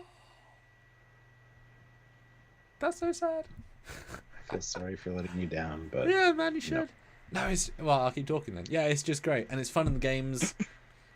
You always want to use it. I don't know. I've seen like Doug hold a real one, and I've seen a real one. Just stupid looking. They're so big. But it's such it's such a war weapon. Like a raw. What do we need to make a weapon, kind of like the clone trooper blaster, a hyper efficient, hyper long range, hyper accurate, hyper powerful, huge round murder machine? This. And boy, you gotta have strong upper body strength after years of carrying it, or days of carrying it, because this thing is gonna be really heavy. And the mags are huge as well. Yeah, especially with the length of it. It's just kind of one of those. It's almost a little too long for a regular trooper. Yeah, it's more like a sniper kind of style weapon for me. But yeah. Well, you know what the sniper version is? No. Huh? It's this with a scope. That's it. There you go. That's it. I love that. And in the games, there's always under barrel attachments. You can put a rocket propelled grenade. There are things you can add to it very easily. Yeah. Good stuff. Nice. Yes. Okay, I'm worried what your number 1 and 2 are then. I'm trying to think what your number 1 might be, but we're not there yet. No. Silver medal for Stuart Foley is... I have an idea. Anyway, my second place is the Halo Covenant carbine rifle. What? Yeah. You don't even know this one. It doesn't matter. What? I love the way this looks. I'm sure it's very cool in the game. It looks like the emitter is like I could just imagine it shooting like a pink laser or something. Green. Pink or purple. Green? Oh, well. It doesn't fit the aesthetic of the colors. What the hell? Very, very, very thin green. Yeah. Okay. Well, there you go. I just really love this. This is one, like, a lot of these are things I really find aesthetically pleasing and would want to own. This is one of them. This version of it, you already had this, didn't you? Yes. The one you had a different handle. Yes. Well, they changed. This one actually has a handle. This one has a handle for a human. Well, they change each game because obviously each game different group of people. But they don't explain them in this in their alien stuff. I really like it. I don't care what you say. The color is fantastic. The kind of like that metallic beetle color, almost like a beetle. And just the shape. It's very nice. Again, it would look fantastic on a wall. Ta-da. There you go. Not much to say about it because I've never used it, but I can imagine what it's like to use it, and it's very cool. So saying it's so good, it won your heart without ever having to actually use it. I've seen it. I've seen it over the years as well. It's a cool, it's a cool weapon design. It's a cool weapon design. Okay. And Oliver Lavery Farag throws in 10 pounds. Thank you so much. Thank you so much. The Matt LeBlanc Lost in Space pistol rifle was my favorite, child, and still is today. Is it cheating to say that the armor comes as part of the deal? Now, excuse me while I hum the theme song. That movie's great, man. I love that movie. As much as people piss all over it, I think it's fantastic. If you have to ask, is it cheating? Then yes, it's probably cheating.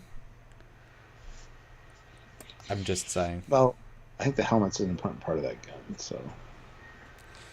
Yeah, it's everything put together. Yeah, like I say, it occurred to me to put it in yesterday's one to be cheeky, but I didn't quite. But I was not too far off doing it. Yeah. Okay. General Grievous, $2. Honorable mention, Coulson's reverse engineered Asgardian rifle. Oh, I've never seen that. I didn't get that far.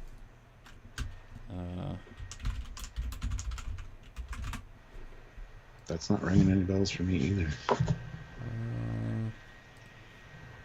Huh? Kind of looks like a Nerf gun to me. I like it though.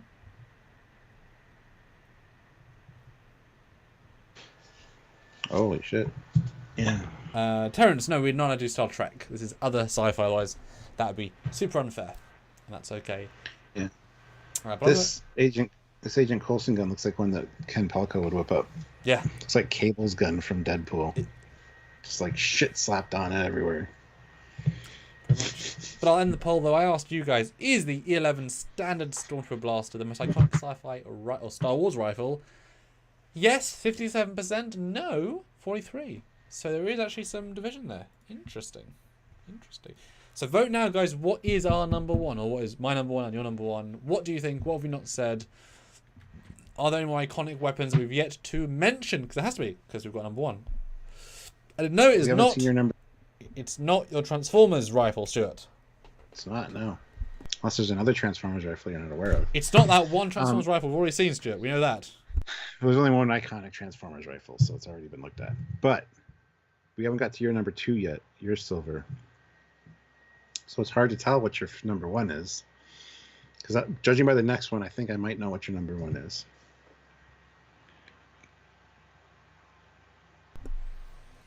Okay. Another quick poll, though. Vote now. A bit more niche, but yeah, have a look. Do you think Halo weapons are amazing, good, okay, or never played Halo? I mean, definitely amazing, but... you don't have to play the game to appreciate a gun or a weapon or its design language. You don't have to play the game. Just saying. No. There's a lot of guns I like that I'd like to own that I've never fired, never seen in real life, that are real guns.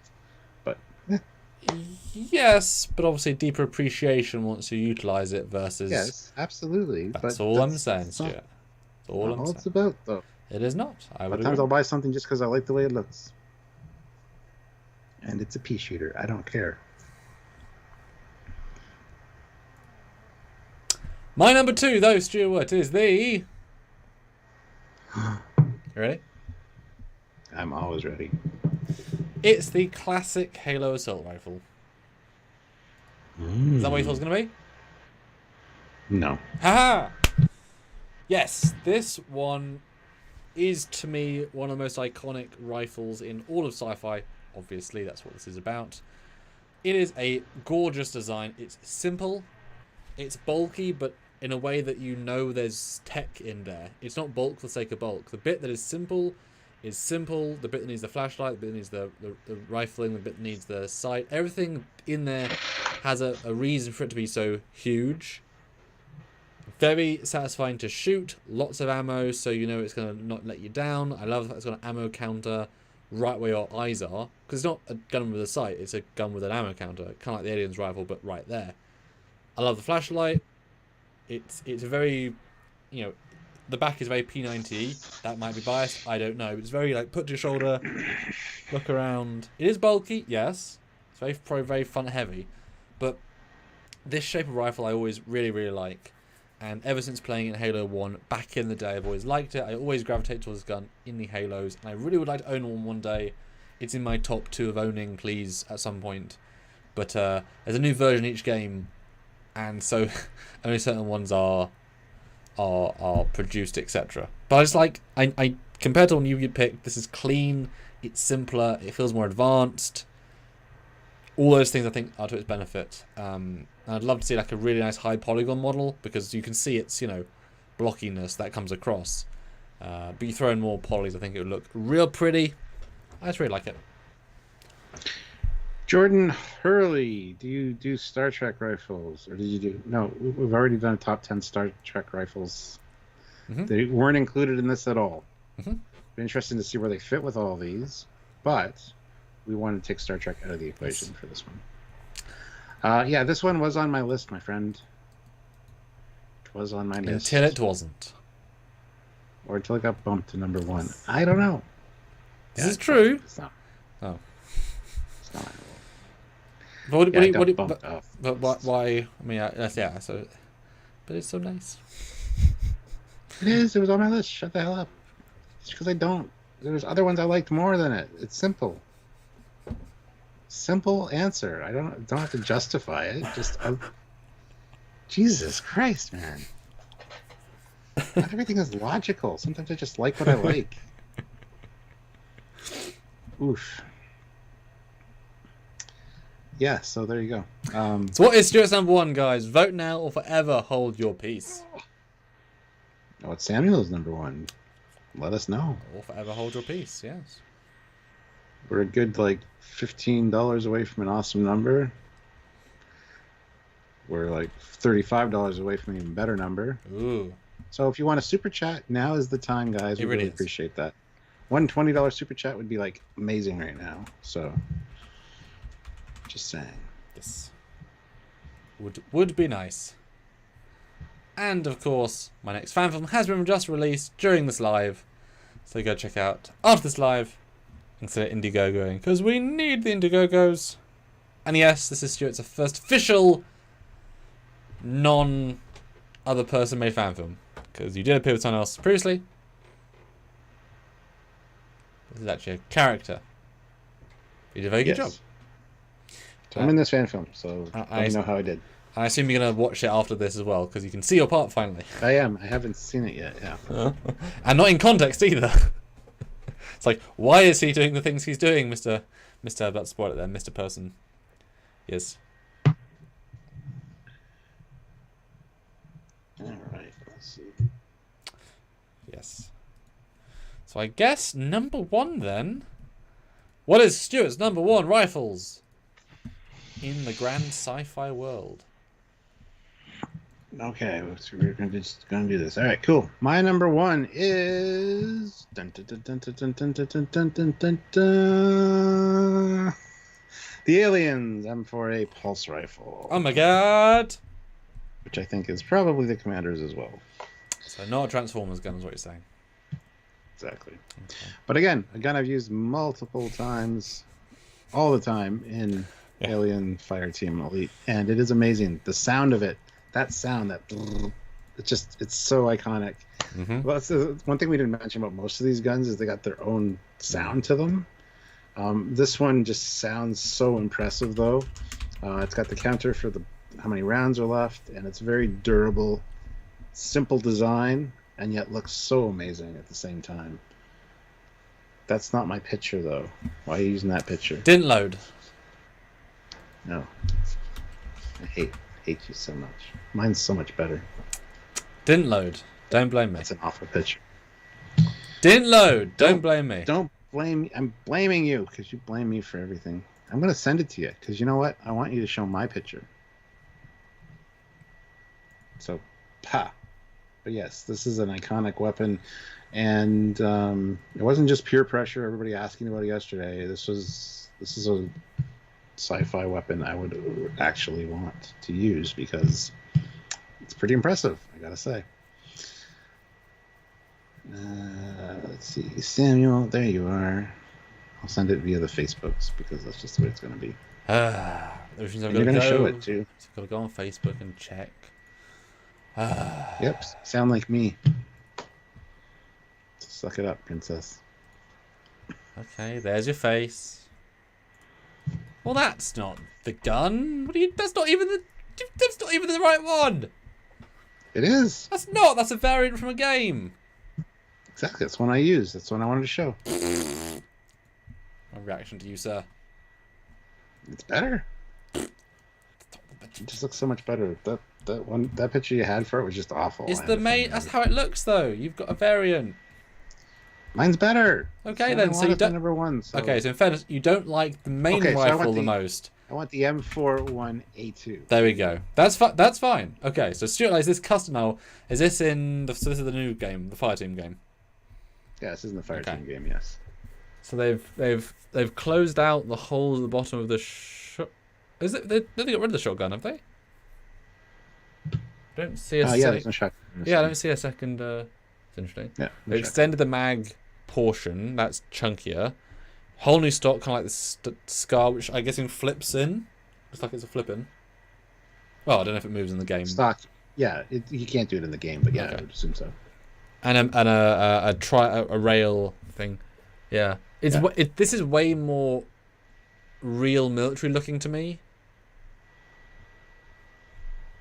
versus the original, which I would say has more of a real military from when it was invented back in the 80s. Yeah. What do you guys think? This is better than the other one? Yes, it is. Patrick James, $2. Consider this a late fee. Just logged in. Well, good to see you. Thanks for making it. So vote in the poll. Guys, is this better or not? And how do the guns in that game vibe? How are they? Some of them are great. There's a lot of ones you unlock that are neat looking, but they're not. Either aiming's a pain in the ass, or just there's not enough impact behind them. This is a good multi-function gun. It's kind of the one that you start with as the main whatever, but you can level it up and get different attachments, different sights, different magazine capacities, and things like that. So that's the same way with all the guns, actually. But this is the one that's I use the most often with the class I'm using right now. So yeah, I feel like any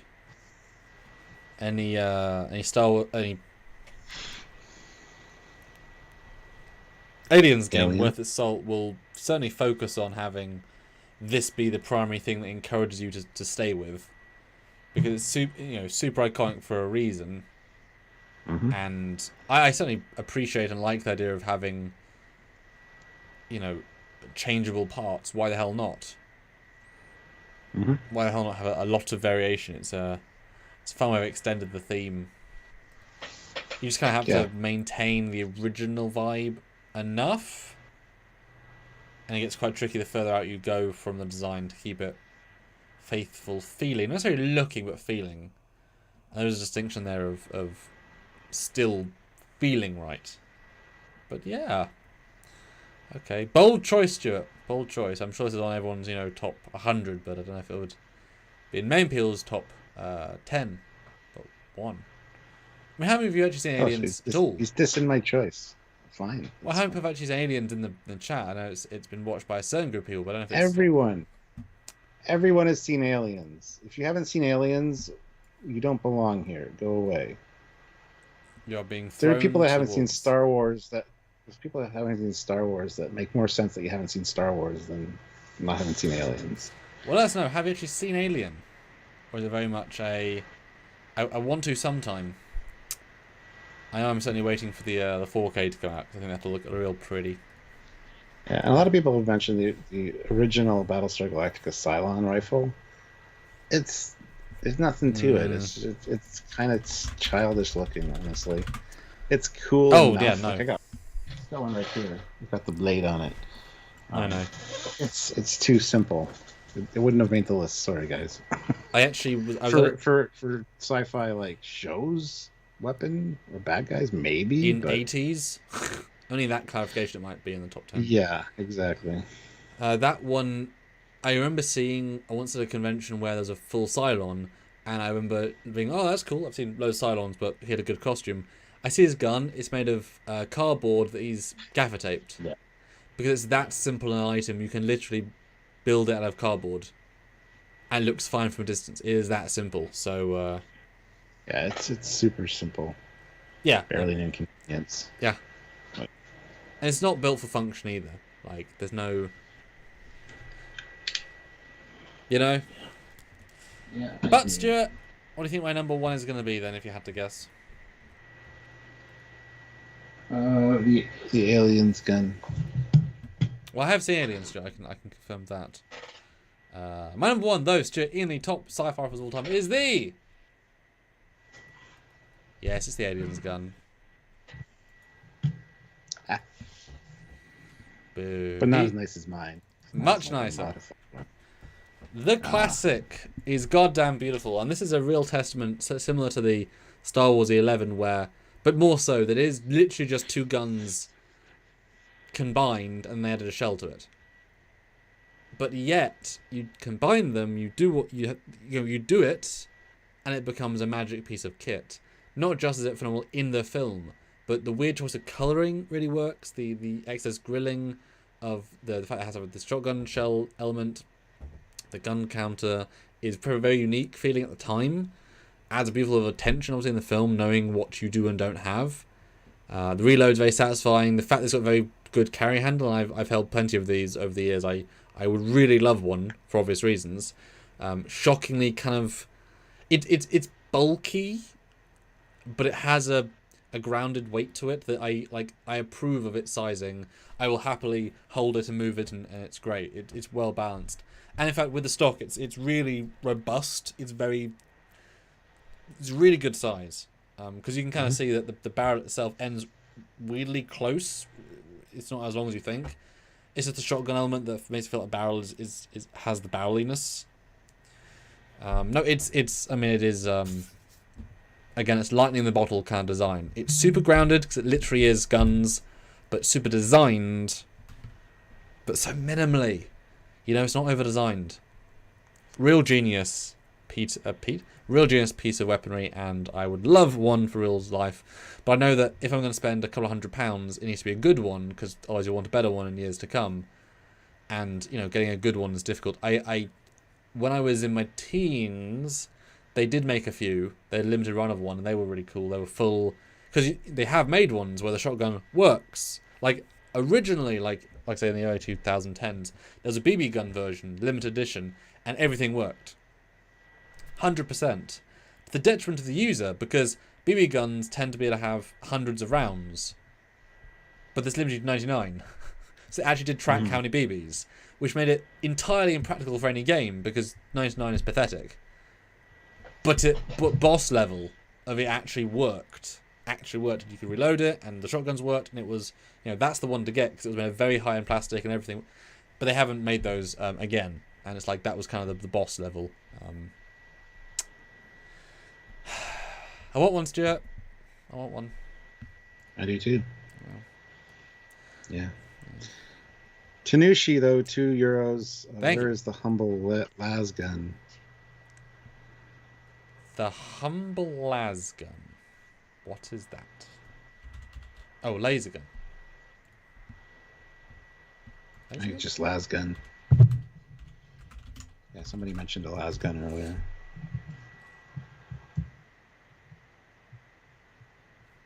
From Warhammer. Never played it. Yeah, Warhammer, yeah. I mean, it looks pretty, I wouldn't say generic, but it looks dull. I'm gonna be honest with you. I'm sorry. What do you think, Stuart? I agree with you. I agree with you. Very simplistic. Looks very World War II-ish, for sure.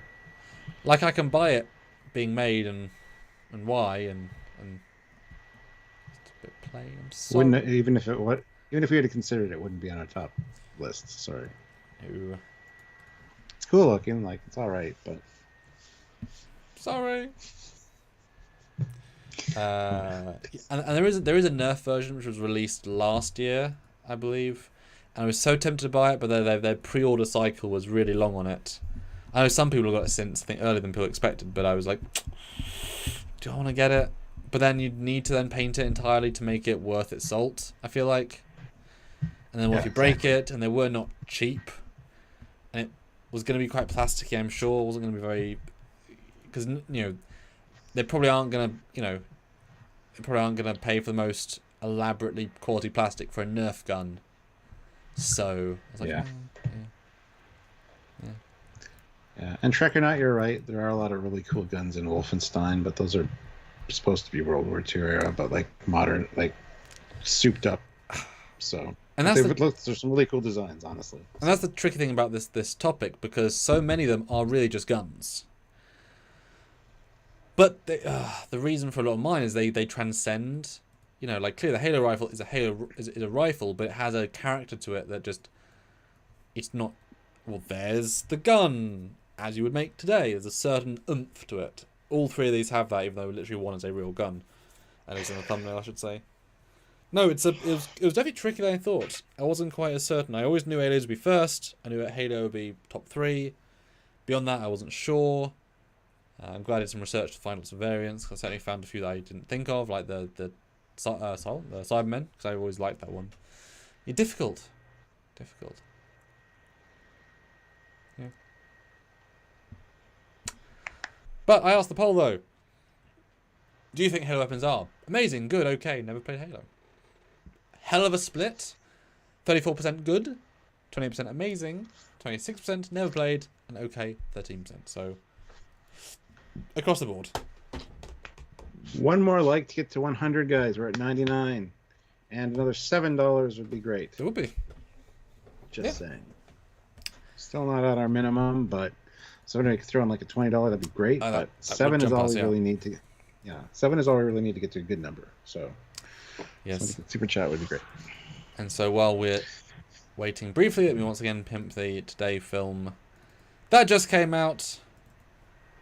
Chaos at the Neutral Zone, with a Romulan Pterodactyl making its.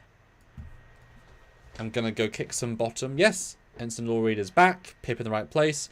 TNG full uniform, bit older by about 2 months. It just doesn't take place very long after the other film. It's another documentary which allows for a grander scope, and we're genuinely dealing with a real big neutral zone problem. And a lot of CG, a lot of fun stuff there. I really like the interiors I did for it. It's great to hear the character actually act more than just a few nervous lines. You get to know her really well, I think, in this. Yeah. When I first saw that come up, I thought it said Chad's at the neutral zone. And I'm like, damn, why are the Chads there? But yeah. I had to zoom in on it to make sure it wasn't a D, unfortunately. Yes. But yeah, if you like Laura Reed, she's back. Appreciate the positive end of this, because her future films aren't quite as positive. Yes. She's actually the hero in this, give or take. And if you want to see more fan films, of course, support the Indiegogo. We brought some new perks in today, including one for us. That's not actually up yet to go for, because I'm going to put that up tomorrow. But we'll talk about them, because we have Ensign Laura Reed herself tomorrow on a live, which is going to be fun. Talk about this film, offer some perks. And there's a signed perk you get from her. So if you want to get that, maybe you could like get it personalized, as in like get a note to her personally to say, please personalize it for me if you like her character, and not that expensive. So and they won't help us get the target really because they're so cheap. But if 10 of you get them, it mounts up. So definitely worth a quick go. Yeah. Well, good news. We hit 101 likes, and Patrick James sends a $50 super chat. Oh my god! says, "'Tis the season. Thanks for all the hard work and the joy you bring me." But now the problem, James, Patrick James, is that we're $10 away from our actual minimum now. So we're staying for... Yeah, so that 50 was fantastic. Thank you so much. We really appreciate it. Those are nice colors to see in the chat. Yes. But yeah, now we're $10 away from our minimum. So that's like, now we're only $10 away from our minimum, guys. Oh no, what a shame. Yes. Oh, jeez. Absolutely. And then next week, we've also got, almost fully confirmed, Sean from Trek Culture is joining us for a live on Monday, because he is in Trek Shorts, several in fact, just slightly later than timeline, so hard to show off now. But we'll show off some cool clips. So if you liked him from the films, and we have to fly him down from Ireland, so he's not a cheap guy to get in, hence the donations. And we currently have, but we'll see if it ends up happening, Nimran, the Anakili herself from what, 5 films? 4 films, 5 films? Joining us on Wednesday. And because she's actually UK based, actually with a real life schedule, her joining these lives is when people go to sleep if they were, you know, normal, getting back from work. So she's going to stay up and do a live with us on the final day of the Indiegogo. So hopefully you guys will join in and have some thoughts with us, and hopefully we'll get a big bump at the final bit of time. You know, we've got some money now. We need a lot more, obviously, but we're going to put a few more perks in by the end. Getting the posters, the new posters, would be really appreciative, because they are some really cool poster art, which I commissioned, so they're definitely worth it, because they're cool. And yeah, more films to come. Because you guys know you want classic Trek feeling Trek, and I think I make classic feeling Trek. That's what I try and do. So, Trekyards said check out the Life Force Tenka rifle. I mean, the pictures aren't very great. I mean, it gives me a vibe of, not sure what the vibe is, but a vibe. Boy, when first person doesn't go third person, you don't really know what it looks like. And just the cover of the game has it, but it's like it doesn't match it though. Looks like a modern. Yeah, it doesn't match it. I don't even know if that's supposed to be the Tenka. I don't know. Good God, there's no real pictures of it. Nobody's done one in 3D or something. Like, what the hell? What's wrong with people? Yes, feel shame, guys. All of you for not modeling this thing. Heavily inspired by Trek and Star Wars? I don't see that at all.